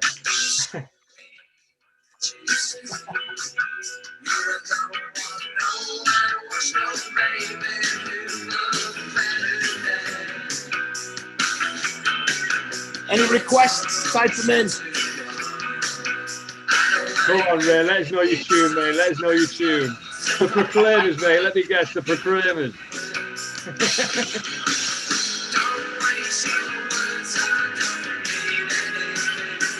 Yes, Heather. Looking good.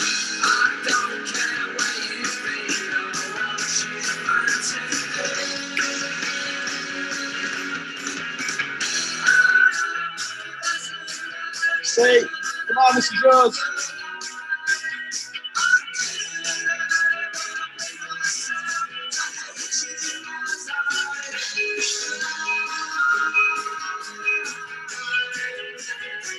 Quality tune.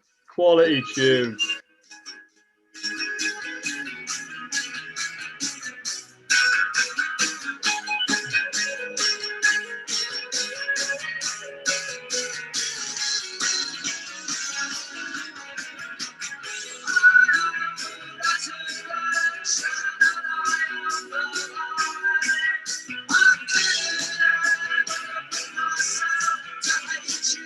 Yes, Rinka.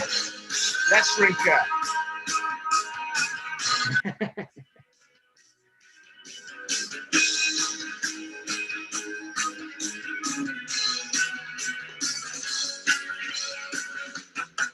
Another classic coming up now, guys. Ready?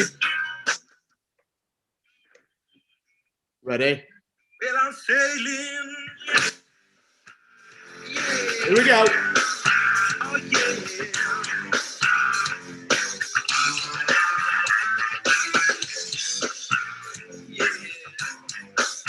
Oh, yeah.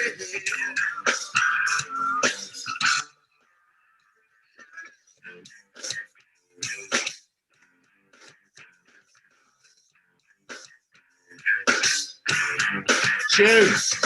Should I be, could I be, would I be dead if I didn't get a message going to my head? I am what I am, but I don't give a damn. Oh, baby, but I'm gonna do it till I wear the little more beat, cause the rock's done. Yeah, put that stare. Oh, baby, so much.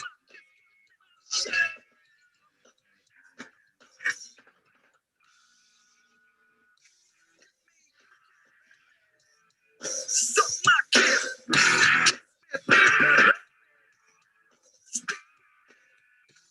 Shit talking. Sweet. Just suck my kiss.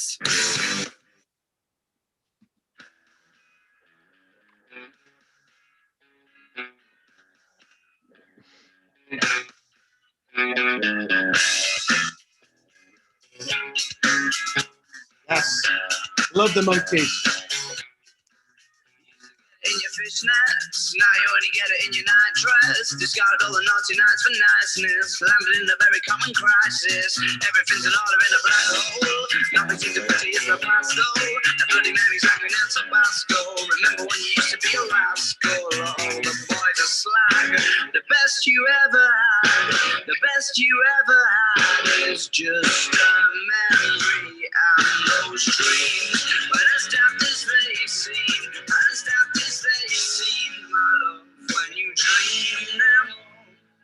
Still won't come online.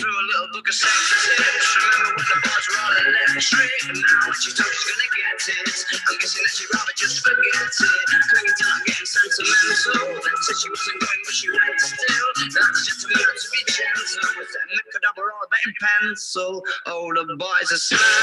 The best you ever had, the best you ever had is just a memory and those dreams. But as daft as they seem, as daft as they seem, my love, when you dream them of those rooms, where did you go?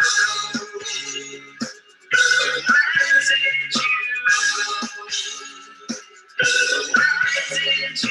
go? Where did you falling about?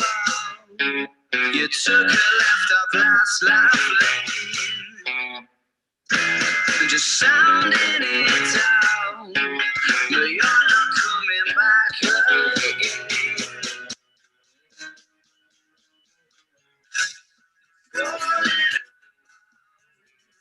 Took a left off last lane.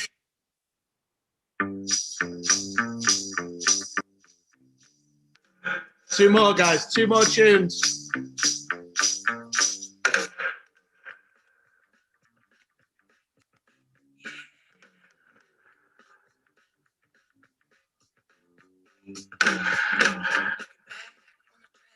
A little greenback. Quentin Tarantino for you. Losing my mind. Silent in the night, silent in the day. I'm loving your dancing, drinker. Gonna do it my way. Silent today. Gonna do it my way.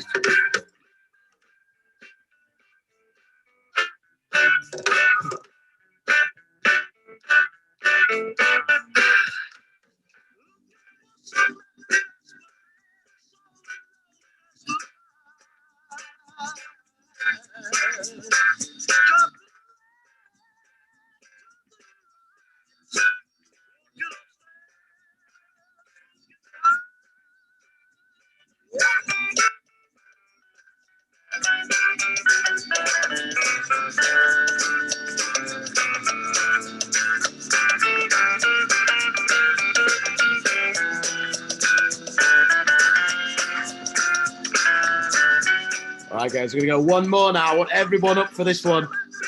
Here we go. Any guesses, right, as to what this one is? I'm going to throw in a human kinetics book for the person who guesses this last tune. All right, that's the challenge for you. You got about 10 seconds. Spice up your life. 10 seconds to guess.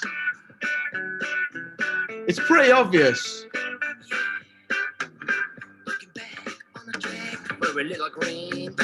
It'll be abysmal. How dare you, Ray? Can you believe the abuse I'm taking here, Steve? Mate, to be fair, I can. All right, last tune. Nobody's guessed it. Nobody's guessed it. We're going to go big on this one. Ready?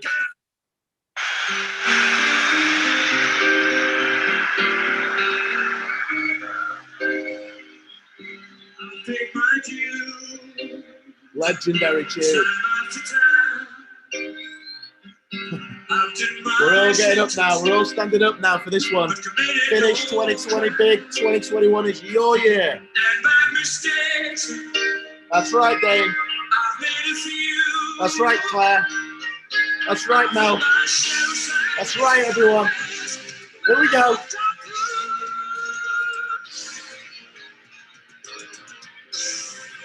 Here we go.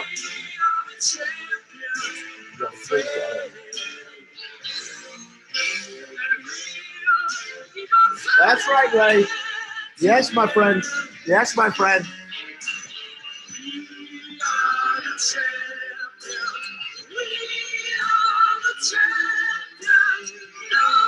Here we go.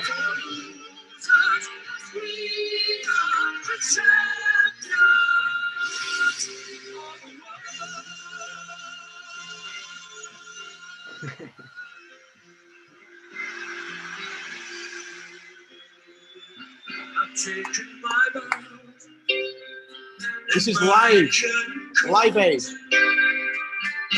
You brought me fame and fortune and everything that goes with it. I thank you all. But it's been a bed of roses.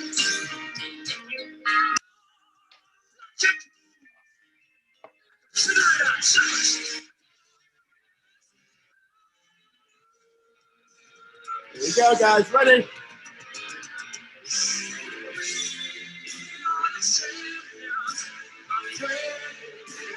Yes, here we go.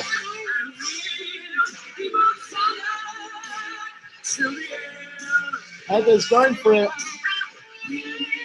Maria, I'm loving those moves. Yes, Shrinker. Well done, Peter.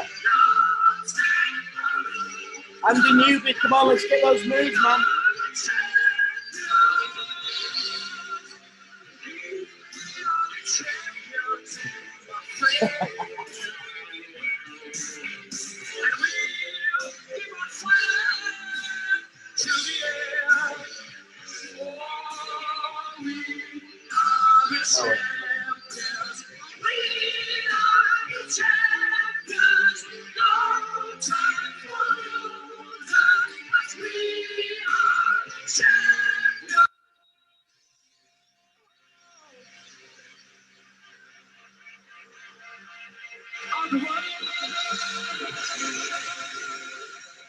Woo!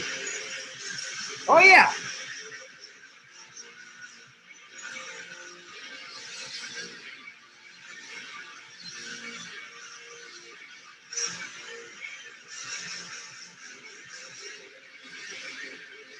Woo!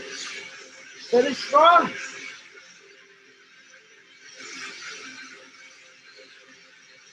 Yes. Woo! There we go, guys. That's it. Happy Christmas. Happy New Year. Own 2021. Lots and lots of love. See you again. Bye-bye. Evening, guys.